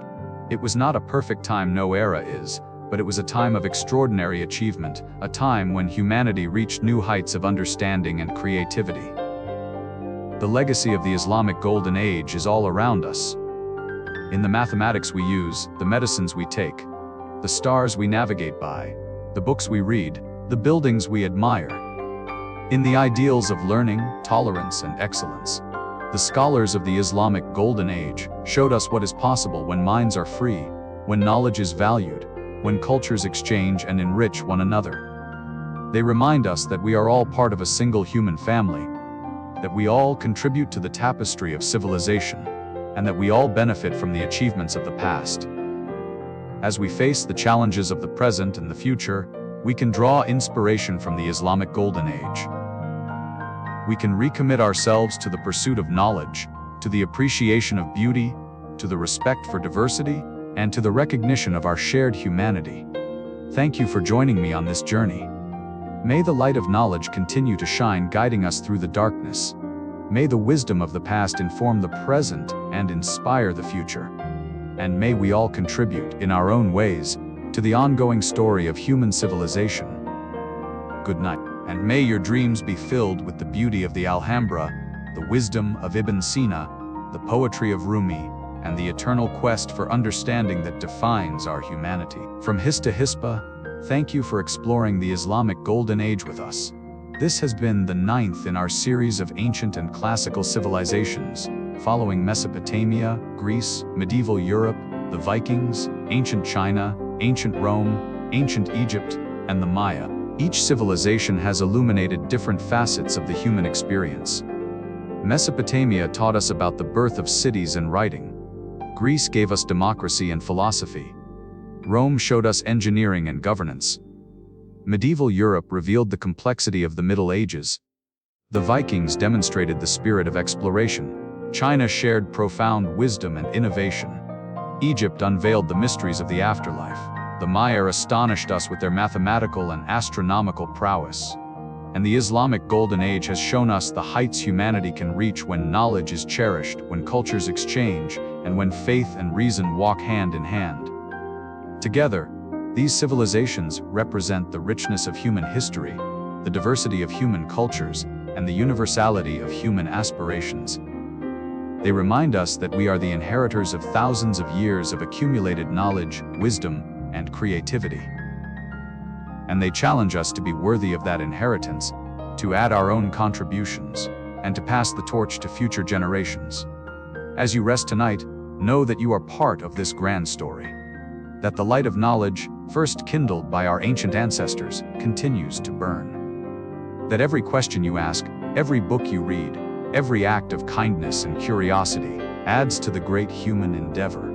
Sleep peacefully and dream of libraries filled with ancient wisdom, of stars mapped by careful observers, of gardens where philosophers walk, and of the eternal quest for truth and beauty.